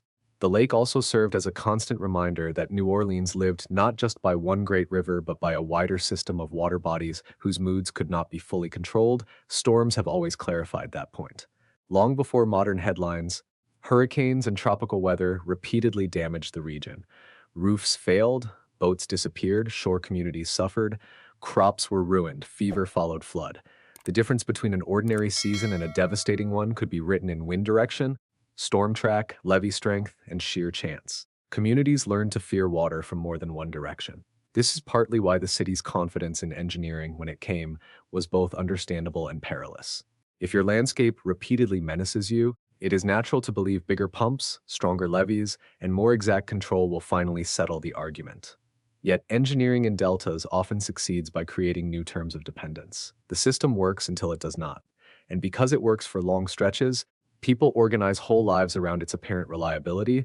Then a breach, a failure, or an unprecedented event reminds everyone that the older landscape was never fully dismissed. New Orleans does not need sensational description for this truth to feel dramatic. The drama lies in the contrast between apparent solidity and underlying softness. The road appears fixed, the lot appears stable, the neighborhood feels permanent, but beneath some of it are drained soils, compacting sediments, old marshes, buried waterways, and a perpetual need for maintenance. In such a city, stillness is often an achievement, not a natural state, and maintenance, like so many forms of labor, becomes invisible when it is done well. Tourists photograph balconies, not pumping stations. They remember beignets, not drainage maps. They tell stories about ghosts, not about the workers who clear storm drains before heavy rain. Yet all of these belong to New Orleans. The celebrated and the uncelebrated, the photogenic and the infrastructural, the legend and the maintenance schedule. It is worth saying that this invisibility is not accidental. Cities everywhere like to conceal the systems that make them possible, but New Orleans may conceal them with unusual elegance. The more enchanting the surface, the easier it becomes to overlook what lies behind it. One could spend days in the city and never seriously think about subsidence, sediment deprivation, or the century-old mechanical logic keeping certain neighborhoods habitable.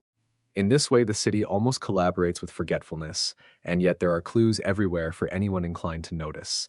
A slight rise in one part of town and a dip in another. A canal cutting through neighborhoods like an abstract line from a planner's hand. Street names preserving lost geographies, cemeteries elevated and walled, houses raised above grade, flood marks remembered in family talk, neighborhood identities tied to ridges, hollows, lakefront expansion, or old faubourgs. Even the subtle difference in how rain lingers on one block and drains on another can be historical evidence. Sometimes the clues are botanical. A live oak may mark older settled ground. Wet-loving plants may hint at what the land still wants to be. Cypress remnants in regional memory point back toward forests that once occupied wider zones. The very term backswamp, now historical to many ears, tells its own story. It describes not an incidental nuisance, but a defining environmental reality that shaped where the city could and could not comfortably grow. There were once curtains of swamp forest behind the older inhabited strip. Later observers marveled that these had vanished under drainage and development.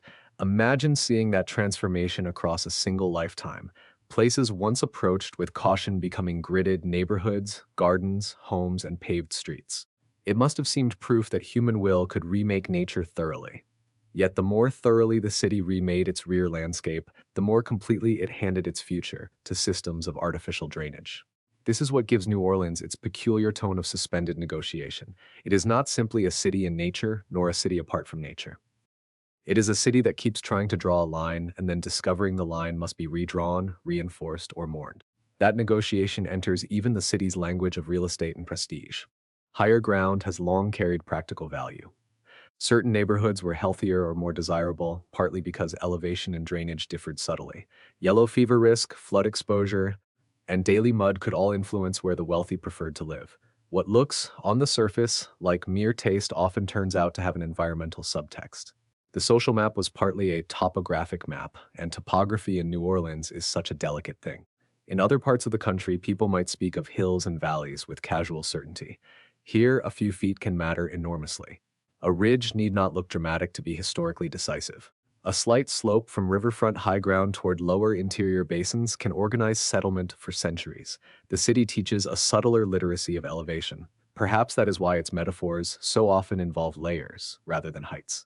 New Orleans does not loom upward in the same way some cities do. It gathers, it accumulates, it settles, it subsides, it overlays, it preserves within compression. The past is not always towering over you. More often it is under you, beside you, or quietly adapted into the next form. This makes historical care especially important. If you are careless in New Orleans, you can turn complicated inheritances into decorative mood.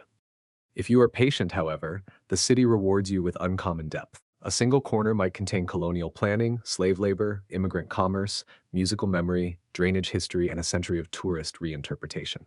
Few places make historical simultaneity feel so tangible. Let us take one more slow walk, then, this time not through a single district, but through the idea of the city at dusk. The river is moving just beyond the levee. Streetlights begin to glow. Somewhere food is being stirred in a pot whose ingredients carry several continents inside them. A cemetery wall is cooling after a day of heat. In another neighborhood, a pump is doing its indifferent work. Further out, marsh grass leans in a coastal wind over land that may not look the same in a generation. An old song, somewhere, is being replayed. A tour guide repeats a polished ghost version of an event whose historical victims deserve quieter language. A family comes home to a shotgun house. A church hall hosts a gathering. A brass player practices. Rain threatens. All of this is New Orleans, not one city, but many operating at once. There is the port city tied to continental commerce, the enslaved city whose wealth depended on coercion, the black creative city whose music and ritual reshaped global culture, the immigrant city built by Germans, Irish, Italians, and others under pressure, the engineering city committed to pumps, canals, and levees, the cemetery city where mortality became architecture, the vice city where regulation and desire intertwined, and the storm city, the fever city, the parade city, and the prayer city. And beneath them all, there is still the wetland world that made and unsettles every version. The hidden mystery is not only what happened in New Orleans. It is how all these cities continue to occupy the same coordinates without fully blending into one another. You can feel the seams if you listen slowly enough, mirror, fragility, and the city beneath the surface. If you follow those seams a little farther, they lead inevitably toward one of the most difficult themes in the city's history. The gap between what New Orleans knows about itself and what it is willing, at any given moment, to remember. This gap appears in many forms. It appears when a ghost story is easier to market than a history of enslavement. It appears when a picturesque quarter is admired without much thought for the fires, labor systems, and reconstruction that gave it shape. It appears when people enjoy a city's romance while overlooking the engineered fragility supporting that romance day by day. Cities everywhere live with selective memory, but New Orleans makes that selectivity unusually visible because the forgotten things tend to return. Water returns, heat returns, old inequalities return in new disasters, buried geographies return in flood maps. Even vanished neighborhoods return as absences people can still feel. There are blocks in New Orleans where you might not notice anything at first except ordinary life. Cars parked, porches inhabited, children returning from school, corner stores operating under fluorescent light. Yet ordinary life here is threaded with historical continuities. The corner store may stand in a neighborhood created through early 20th century drainage. The road beside it may follow land that was marsh a few generations earlier. The family on the porch may carry migration stories linked to industry, segregation, or storms. The nearest cemetery wall may tell you more about groundwater than any tourist brochure. Ordinary life in New Orleans is never free of background. This is one reason the city produces such strong attachment. People do not simply occupy it. They inherit a set of negotiations: how to live with flood risk, how to keep memory from being flattened into commodity, how to celebrate without denying grief, how to defend neighborhoods, how to maintain houses that seem beautiful but also fragile, how to talk about a place that is forever being sold to outsiders and yet belongs most deeply to those who have had to remain through heat, debt, infrastructure failures, insurance crises, and repeated environmental warning. The hidden mysteries of New Orleans, then, are not merely antique curiosities. They are active pressures. They shape who can stay, who is pushed out, which stories are preserved, and which vanish behind profitable images. This may sound modern, but in another sense, it is as old as the city. New Orleans has always existed at the meeting point of desire and vulnerability. People desire its position, its culture, its style, its trade routes, its symbolic power. Yet to hold any of those things, they must also accept the vulnerability built into the site. That vulnerability is easiest to see after large storms, but it is present even in quiet weather. Subsidence does not always announce itself dramatically. Coastal land loss does not occur in a single cinematic instant. Insurance markets, maintenance burdens, drainage dependence, and wetland degradation can change the fate of neighborhoods slowly, almost politely, until the cumulative effect becomes impossible to ignore. In that sense, the city's modern tension resembles its oldest geological tension. New Orleans is shaped by processes that may seem still when viewed moment to moment but become undeniable across time. Consider once more the delta itself. For thousands of years, the Mississippi built land by moving sediment through shifting channels and delta lobes. Those changes were immense, yet no single day revealed the whole transformation. Human control of the river, however practical for navigation and flood prevention, interrupted parts of that land-building cycle. The result is not just a scientific concern on paper. It alters the protective wetlands south of the city. It changes how storm surge behaves. It affects fisheries, marsh communities, and the broad living buffer that once helped absorb the force of the Gulf. If you picture New Orleans as a city leaning on the labor of absent wetlands, you begin to feel the sadness of the modern coast more clearly. Land that was built slowly can be lost quickly. Marsh that appeared permanent within a human lifetime may become open water in another. Barrier islands that once marked older river boundaries may shrink, break, or migrate. The city's hidden southern defenses are not guaranteed. This realization produces a peculiar emotional texture in New Orleans. Hope and foreboding coexist, restoration projects are imagined, coastal science advances, communities advocate, engineers design. Artists memorialize, musicians continue to play, restaurants open, houses are painted. Children grow up learning both the pleasures and the warnings of the place.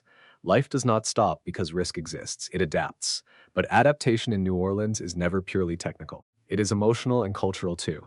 People must decide what it means to love a city whose future is always partly negotiable. That decision is rarely made only once. It is made in repeated everyday acts.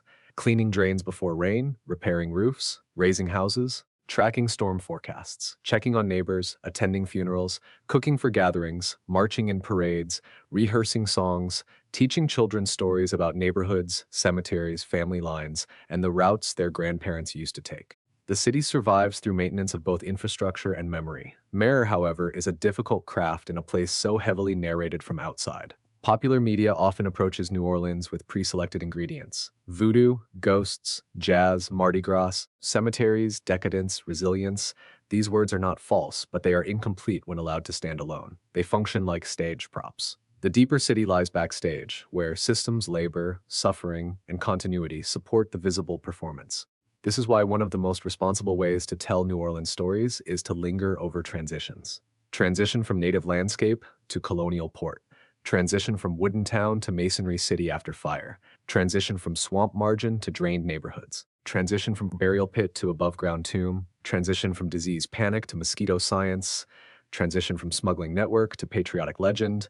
Transition from vice district to memory. Transition from atrocity to commodified haunting. Transition from environmental confidence to renewed uncertainty. Each transition reveals both gain and cost. The city is made of such exchanges. To walk through New Orleans with historical patience is to notice what had to be traded away for each new version of the place. Dry land for wetland function, expansion for dependence on pumps, tourism for simplification, architectural preservation for selective memory, myth for nuance. Yet one should not become too severe in making this observation, because human beings rarely build cities without compromise. What makes New Orleans singular is not that it compromised, but that the compromises remain so legible if you know where to look. Take a hotel courtyard in the quarter. It may now feel secluded, luxurious, serene, but the very arrangement of rooms around such a space connects back to post-fire rebuilding, climate adaptation, colonial inheritance, labor needs, and changing concepts of privacy. Take a raised shotgun house in a working-class neighborhood. Its dimensions point toward lot economies, ventilation, and the practical intelligence of ordinary builders. Take a pumping station. It may look drab beside a romantic balcony, yet it expresses the city's modern pact with engineering more honestly than almost any monument. Take an old family tomb. It contains geology, theology, class, and public health in one object. Few cities reward close reading as richly as this one, and few cities punish superficial reading so gently that people often fail to realize they have missed the point. Perhaps that gentleness is itself part of the mystery. New Orleans does not always confront the visitor aggressively with its complexity. Instead, it offers music first, flavor first, shade first, seduction first. The harder truths remain available, but not compulsory. You can leave having consumed only the surface if you want to. The city will not stop you. But if you stay longer, if you listen after midnight rain, if you read old maps, if you stand on the levee and remember the natural ridge beneath your feet, if you visit the cemeteries with the water table in mind, if you hear in a brass band both mourning and endurance, then the surface begins to thin. Behind it waits the older New Orleans. Not older in the sense of one single past, but older in layers. There is the indigenous lowland world, where routes through water predated the colonial city, the French and Spanish port, vulnerable to both flood and fire, the enslaved labor city, where elegance depended on coercion, the epidemic city, where disease taught harsh lessons about drainage and neglect, the cemetery city, where burial adapted to hydrology, the smuggling coast, where bayous blurred the edges of law, the entertainment city, where vice and music produced myths brighter than the surviving facts, the immigrant city, carrying griefs and ambitions from elsewhere into a humid new world, the engineered city, expanded over old swamp and committed to permanent pumping, and the remembering city which keeps turning every one of these histories into story. Sometimes the stories heal, sometimes they distort, often they do both. This is especially clear in the way New Orleans handles the boundary between reverence and commerce. A cemetery can be sacred and photographed. A funeral tradition can be communal and aestheticized. A neighborhood ritual can be deeply meaningful to insiders and spectacle to outsiders. A painful historical site can become a stop on an entertaining tour. The city does not invent these contradictions, but it carries them with unusual visibility because so much of its economy depends on cultural fascination. Yet if commerce risks flattening history, local continuity keeps thickening it again. A tradition repeated for reasons deeper than tourism always has a different weight. A grandmother's recipe retains meanings no restaurant menu can fully display. A social club procession remains rooted in neighborhood relationships even if cameras follow it. A Mardi Gras Indian suit carries months of labor and decades of inherited significance whether or not visitors understand a fraction of it. The city's internal life is richer than its marketed image. That internal life is one reason New Orleans cannot be reduced to catastrophe either. Outsiders often remember the city most vividly after disaster, when images of flooding, wind damage, or infrastructure failure travel rapidly. Those images matter. They reveal the consequences of environmental vulnerability and political decision-making. But a city is not only its moments of crisis. It is also the ordinary competence by which people continue afterward, reopening kitchens, clearing debris, rebuilding porches, restoring parades, repairing churches, calling relatives, borrowing tools, teaching children which stories should be told carefully and which should be laughed at. In quiet times, this competence can be almost invisible. In New Orleans, invisible competence may be the city's most underrated cultural form. It takes competence to live somewhere so narrated, to know which myths are harmless fun and which conceal harm, to enjoy the city's theatricality without surrendering all seriousness, to maintain homes that tourists admire only in passing, to honor the dead in places where outsiders come looking for atmosphere, to remember that behind every polished balcony lie budgets, repairs, weather anxieties, and histories of who was allowed to own what where. New Orleans trains people in doubleness. One learns to hear the band and the flood forecast, to love the parade and distrust the levee, to admire the quarter and know the labor hidden in its courtyards, to laugh at a ghost story and then quietly insist on the harder truth behind it. This doubleness is not hypocrisy. It is literacy. If you want to understand the city's ending style, so to speak, understand this. New Orleans rarely resolves into a single lesson. It prefers a lingering chord, a beautiful thing with sadness under it, a frightening thing with comedy near it, a sacred thing beside a commercial one, a present tense celebration with a long ancestral echo behind it. That is why so many people leave the city feeling they have only partially understood it. They are right. New Orleans does not yield all at once. It remains partly withheld, partly because its histories are so layered, partly because some of them have been badly told for so long, and partly because the environment itself refuses closure. A river still moves, a coast still erodes, pumps still work, rain still falls, streets still settle, traditions still adapt. The city is unfinished in the deepest possible sense, and perhaps that is what makes it such a powerful subject for a slow night like this. You can drift through New Orleans without exhausting it. You can spend hours in one cemetery alley, one old map, one bayou route, one fire, one outbreak, one district, one song, and still feel there are entire hidden worlds waiting just beyond the edge of the lamplight. Maybe that is true of every old city. But in New Orleans, the sensation is unusually vivid because the layers belong not only to human time but to environmental time. The land itself is historical in an active way. It was made, it shifts, it sinks, it asks things of the people who live on it. That means history here is never fully past. It remains involved in the present, whenever a storm approaches, whenever drainage matters, whenever a family tells the story of where they moved from and why, whenever someone notices that one block sits a little higher than another and understands suddenly that this small difference may explain decades of urban fate. If you were to recover every vanished New Orleans at once, what would you see? You would see the river drawing ridges out of sediment over centuries, Chitimacha and neighboring native worlds moving through wetland routes long before colonial planning.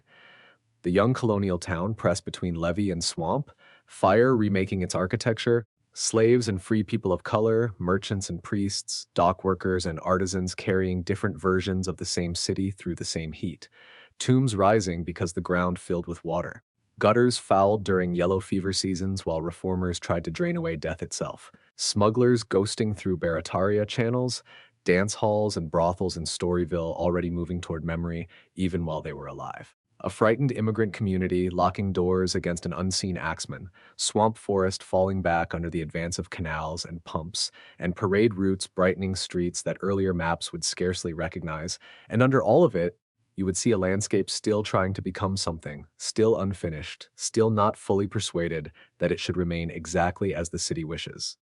That unfinishedness gives New Orleans its final mystery. It is a place where the visible city never quite wins its argument with what lies beneath, behind, and around it. Sometimes that feels dangerous. Sometimes it feels beautiful. Often it feels like both at once. Thresholds, stewardship, and the last questions, if you remain with that thought for a while, another question arrives almost naturally. Why does New Orleans, more than so many other American cities, encourage people to imagine hidden rooms inside history? Why this city? Why not any other port or any other old settlement built in difficulty? Part of the answer lies in contrast. New Orleans feels festive and fragile at the same time. It offers pleasure while hinting, even in moments of beauty, that beauty here has been hard-won. A quiet courtyard may sit only blocks away from flood-prone ground. A brilliant parade may pass through streets shaped by old drainage schemes.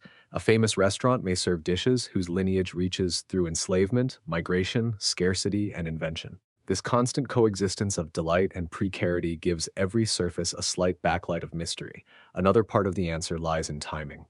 New Orleans was young enough to be transformed by fire, old enough to preserve colonial patterns, expansive enough to absorb many migrations, and environmentally unstable enough that each generation had to renegotiate the terms of living there. Some cities change because fashions change.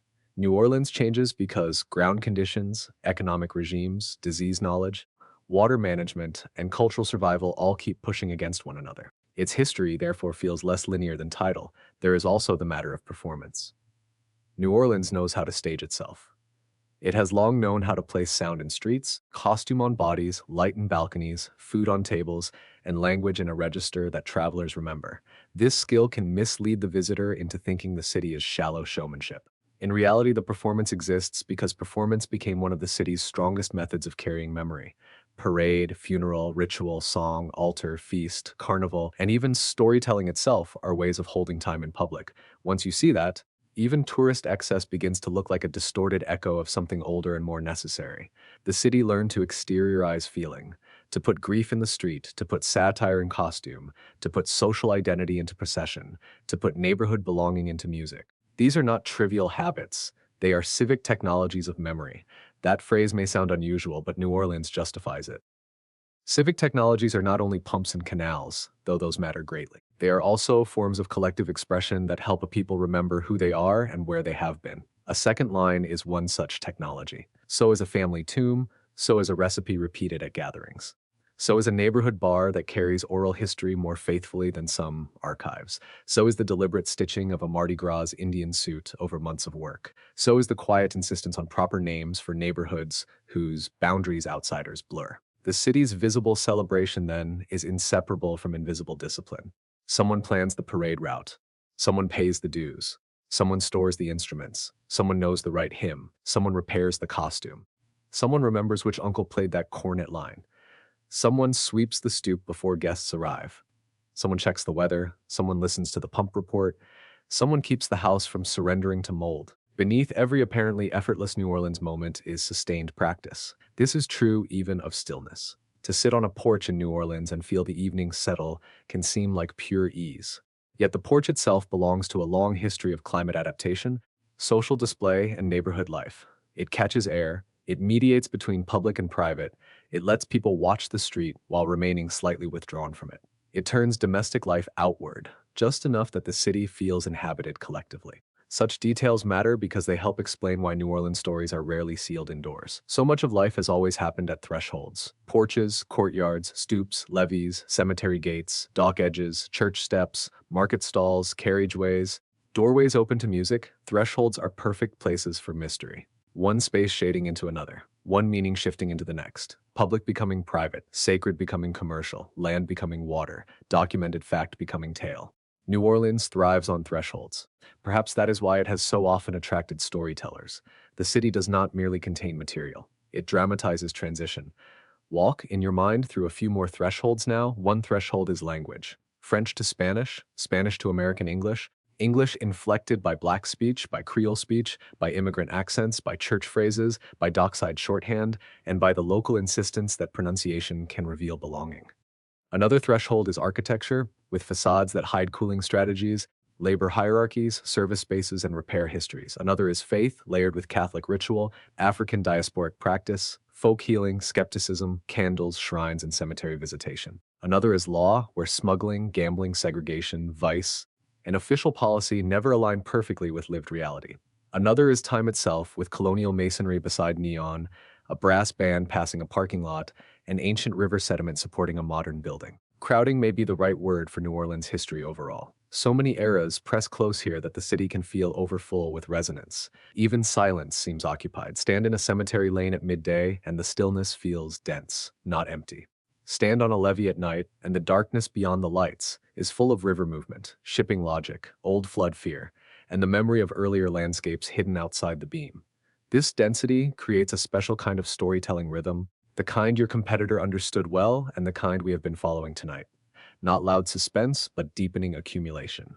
One layer under another, one reveal making the next one feel inevitable. Not a single shocking twist, but a gradual sense that everything visible is thinner than it first appeared. For New Orleans, that rhythm is ideal because the city's secrets are rarely secrets in the strict sense. They are often things hiding in plain sight. The levee is visible, but the centuries of dependence behind it are less so. The cemetery is visible, but the hydrological necessity behind its forms is less so. The quarter is visible, but the fires that shaped it are less so. The coast is visible on maps, but the slow withdrawal of land is less so. Ghost stories are visible everywhere, but the historical pain they sometimes displace is less so. Hiddenness here is often a matter of interpretation. Interpretation, however, requires humility. It asks us not to seize the first exciting version of every story. The Julia Brown legend may be atmospheric, but the communities around Frenier and Ruddock deserve to be remembered not as props in a cursed tale, but as vulnerable human settlements in a storm-prone lowland. The LaLaurie house may attract tourists for haunting, but the enslaved people harmed there deserve more than to be converted into sound effects. The Axemen may tempt modern horror branding, but the immigrant fear and institutional injustice surrounding the case are part of the truth. A responsible listener is a slower listener. Slow listening is especially important in a city whose economy sometimes rewards speed and simplification. Tour groups must keep moving. Menace must condense traditions into dish names. Brochures must select highlights. Social media must compress mood into images. None of this is inherently evil, but all of it risks making New Orleans seem easier to consume than it truly is. The city resists quick digestion, and resistance may be one of its oldest habits. The land resisted permanent fixing. The wetlands resisted drainage until engineering expanded. Epidemics resisted older medical theories until science shifted. Enslaved people resisted in overt and subtle ways. Black cultural forms resisted erasure. Neighborhoods resisted redevelopment pressures where they could. Local pronunciation resists outsider flattening. Families resist forgetting. Even the coast resists simple categories, never content to remain entirely land or entirely sea. A city shaped by so many resistances will naturally generate stories of survivance as much as stories of loss. To say New Orleans survives is obvious. To ask how it survives is more interesting. It survives by adaptation, by art, by ritual, by argument, by repair, by community, by engineering, by denial, sometimes by honesty at other times, by making room for contradiction, and by refusing to become only one thing. This refusal may also explain the city's extraordinary hold on the national imagination. America has often liked clear categories: frontier, metropolis, industrial center, political capital, beach town, farm belt, suburb. New Orleans does not fit cleanly into any of them. It is too old in some ways, too coastal and Caribbean in feeling for easy placement, too French and Spanish in visible inheritance, too black in cultural authorship, too southern and yet too unlike many southern cities, too tied to the Gulf, too tied to the Mississippi, too celebratory to be austere, too sorrow-literate to be merely cheerful. It seems, from many angles, like an argument with the standard American script. That difference is part of why the phrase America's hidden mysteries works so well for it. New Orleans does not look hidden, it looks famous, but fame can conceal as effectively as obscurity. The better known the image, the easier it is for the deeper mechanisms to disappear behind it. Let us imagine, then, that the city itself could answer a visitor who says, "I know New Orleans." It might answer, "You know a balcony, a song, a plate of food, a ghost tour version of a house, one bright night on Bourbon Street, one serene morning in the Garden District, or one jazz funeral viewed from the edge of the crowd." But do you know the natural levee under the first settlement, the Chitamacha memory preceding the map, the river's abandoned channels still ghosting through the region, the back swamp that once limited expansion, the gutters and mosquitoes that made yellow fever seem almost inseparable from the city, the cost in marsh of trying to hold the line against water, the enslaved labor folded into the beauty you admire, the number of ordinary houses and ordinary lives that disappeared so a handful of iconic views could stand for the whole, or the pump humming while you sleep. That imagined answer may sound stern, but I do not think New Orleans would be stern for long. The city is too generous with pleasure for that. More likely, it would simply invite you to stay longer, to notice more, to let the obvious attractions lead you, gently, toward what is less obvious. Tonight, that is what we have done. We started with the visible city and moved downward and outward. We followed sediment, wetlands, native memory, colonial fire, drainage canals, tomb walls, epidemic gutters, smugglers' routes, vanished vice districts, immigrant fear, ritual survival, and the modern dependence on infrastructure that so often hides behind romance.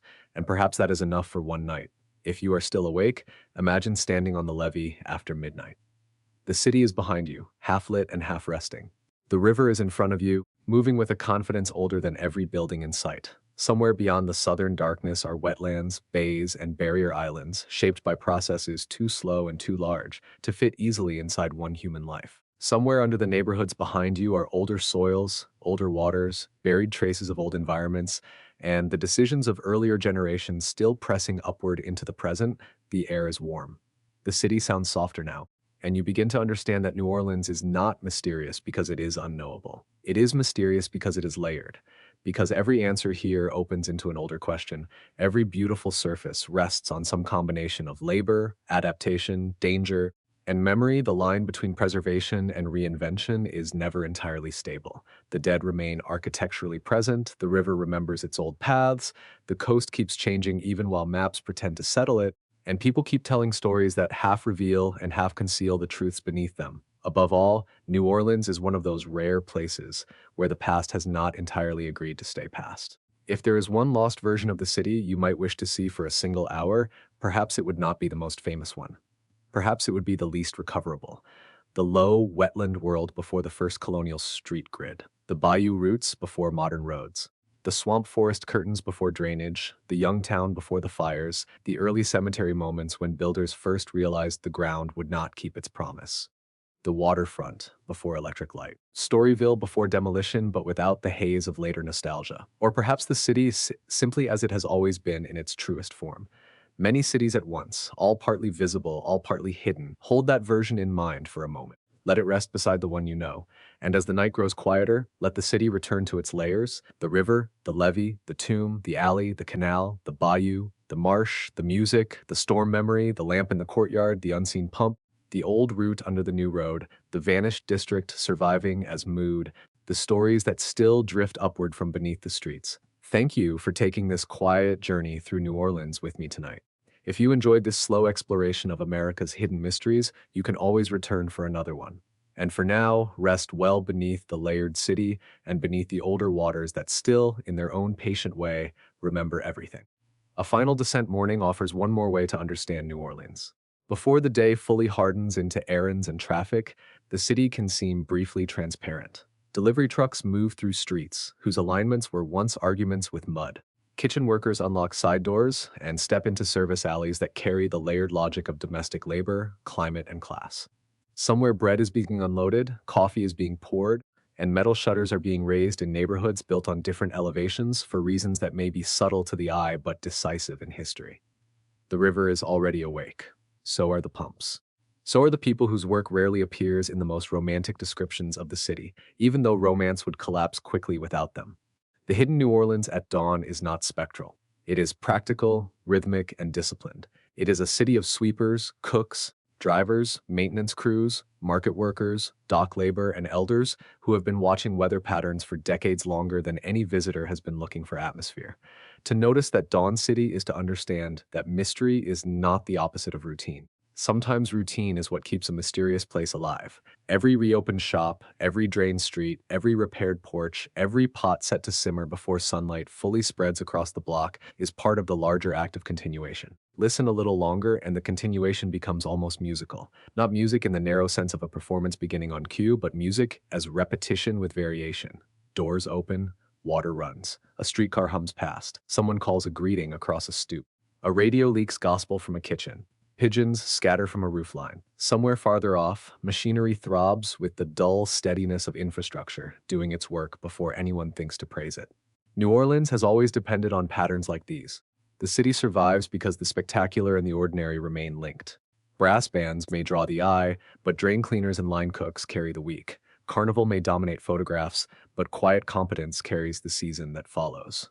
The same is true historically. Fires become legend, yet masons laid the next walls. Yellow fever becomes a chapter in public memory, yet sanitation workers, reformers, doctors, and mosquito control crews changed the terms of survival. Storyville becomes a mythic district, yet musicians, maids, laundresses, police, and carriage drivers made its actual nights function. A storm becomes a headline, yet families spend months and years making a home livable again. New Orleans teaches, perhaps more clearly than almost anywhere else, that endurance is composed of repeated small actions powerful enough to outlast the drama that usually overshadows them. By the time full daylight arrives, that lesson has already settled over the city once more. The visible New Orleans returns. Balconies, restaurants, church facades, corner stores, cemeteries, oak-lined avenues, painted shotguns, hotel courtyards, parade memories, and the bright shorthand by which the city introduces itself to strangers. Yet beneath those surfaces the older arrangements still hold. Sediment remains under pavement. Wetlands remain in the logic of flood risk. The water table remains in the shape of burial practice. Indigenous history remains under the colonial storyline. Enslaved labor remains inside architecture and cuisine.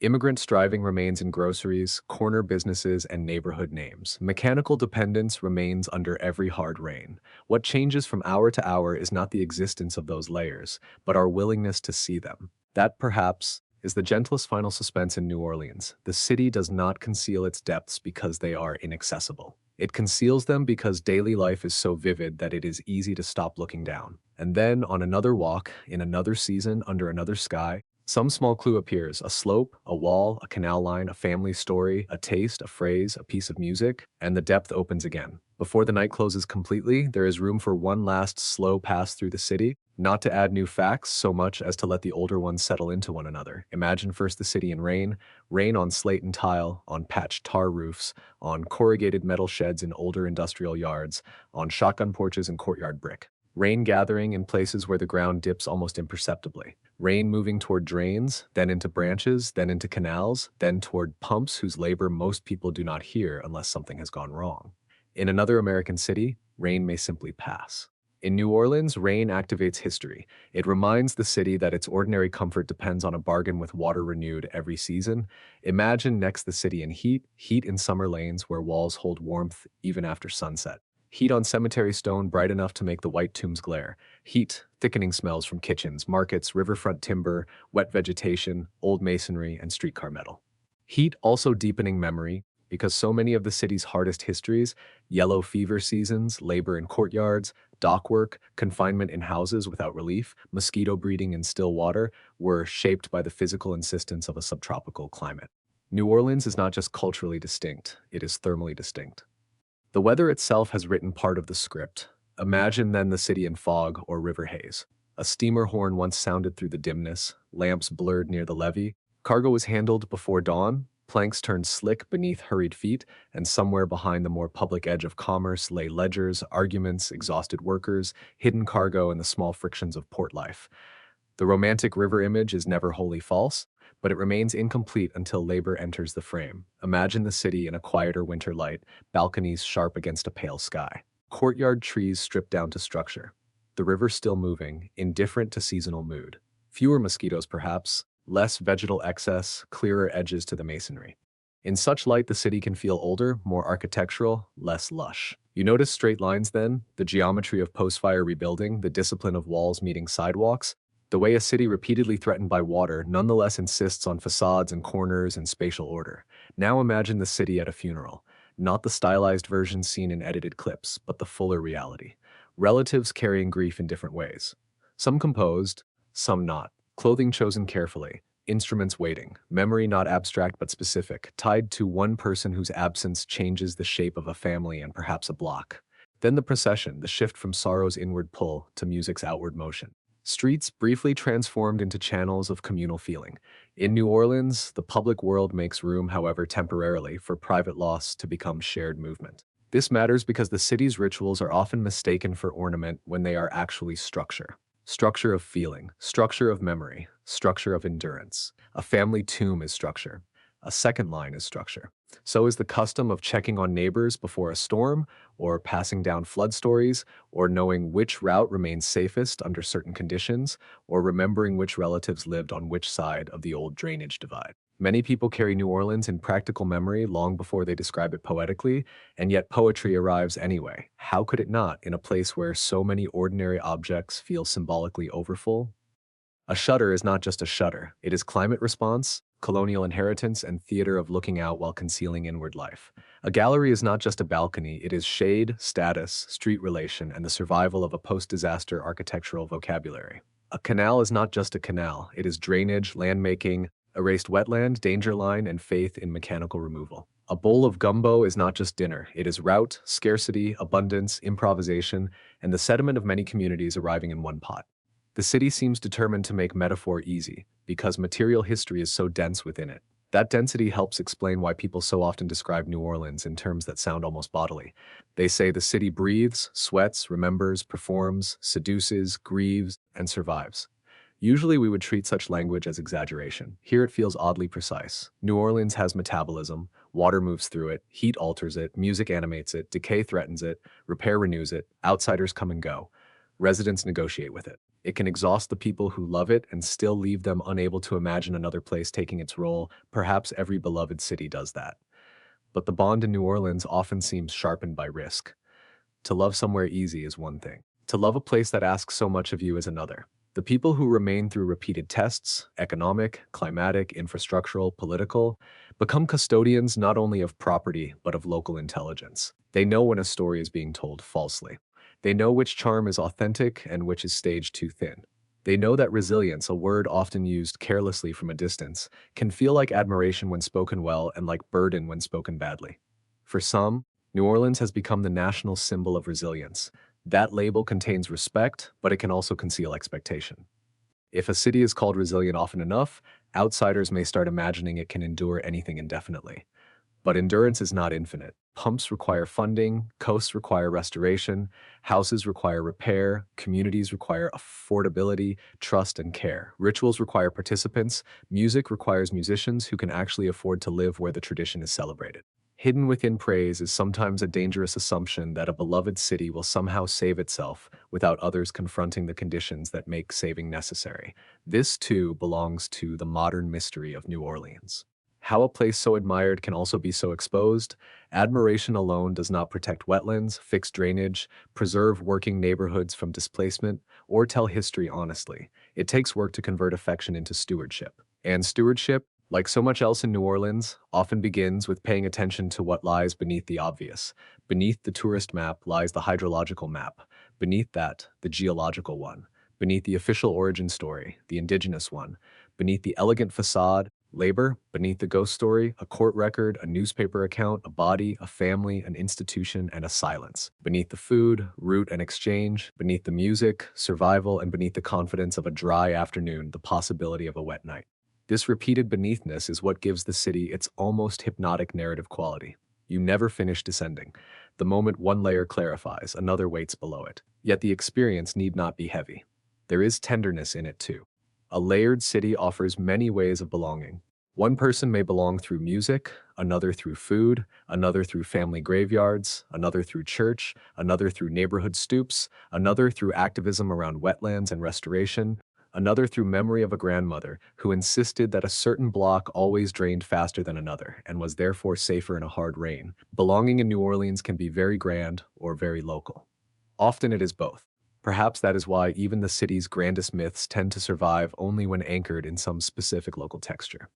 Jean Lafitte endures not just because piracy is exciting, but because Barataria is a real watery labyrinth south of the city. The Axeman endures not just because serial crime is shocking, but because households, corner groceries, immigrant communities, and pressured police work ground the mystery in lived urban detail. The cemeteries endure not only because they photograph beautifully, but because anyone who knows the water table instantly understands why they exist. The French Quarter endures not only because it is pretty, but because the rebuilding after fire made its particular kind of prettiness historically necessary. New Orleans myths rarely float free for long. The ground, unstable as it may be, keeps pulling them back. There is comfort in that, strangely enough. A city so heavily narrated could have dissolved entirely into fantasy by now. Instead, reality keeps surfacing through it. Water does not let people forget. Neither do storms, neither do old documents, neither do families who still know which simplifications are harmless and which are insults. So if you ever return to New Orleans, or if you know it already, perhaps the gentlest way to approach it is not as a set of attractions, but as a listening exercise. Listen for the older route under the newer road. Listen for which histories are being centered and which are being sold. Listen for who is maintaining the visible beauty. Listen for which neighborhood names people use and why. Listen for water, even on a dry day. Listen for what the city repeats about itself, and what it says only to those willing to stay beyond the easiest version of the story. That kind of listening does not reduce wonder. It refines it. Wonder based on surface can be pleasant but shallow, while wonder based on layered understanding lasts longer. And, in a script like this, sleeps better, because once the city is no longer trying to impress you with only one face, it can finally become what it has perhaps always been. A long, slow conversation between human ambition and an unfinished landscape. And now, as we come to the quietest edge of this journey, let the conversation soften. Let the fires cool into brick, the fever gutters empty into memory, the smugglers' boats disappear into marsh darkness, the cemetery walls turn silver in moonlight, the parade route clear, the river keep its old counsel, the pump continue somewhere out of sight. The vanished districts remain as faint architecture in the mind, the older native ground remain honored beneath the newer city, and the stories that were oversimplified grow, in your imagination, more humane and more exact. And let New Orleans rest again in the form that may suit it best tonight, not as a slogan, not as a postcard, not as a sensational mystery, but as a layered place still carrying the marks of water, labor, ritual, loss, and survival. If you have made it this far tonight, perhaps the final question is a simple one. Which hidden New Orleans feels closest to you now? The river-made city, the swamp-edged city, the fire-remade city, the cemetery city, the fever city, the smuggler's coast, the vanished Storyville, the city of porches and brass and thresholds, or the older, quieter land beneath all of them. You do not have to answer aloud. It is enough to let the question linger. The last quiet view, and with that, we can leave the city where it belongs for the night. Half visible, half remembered, and still gently unfolding beneath the dark. Even after the telling ends, the city seems to keep one last watch of its own. River against levee, rain against pavement, memory against forgetting, and night settling softly over a place that has never been only one place at all.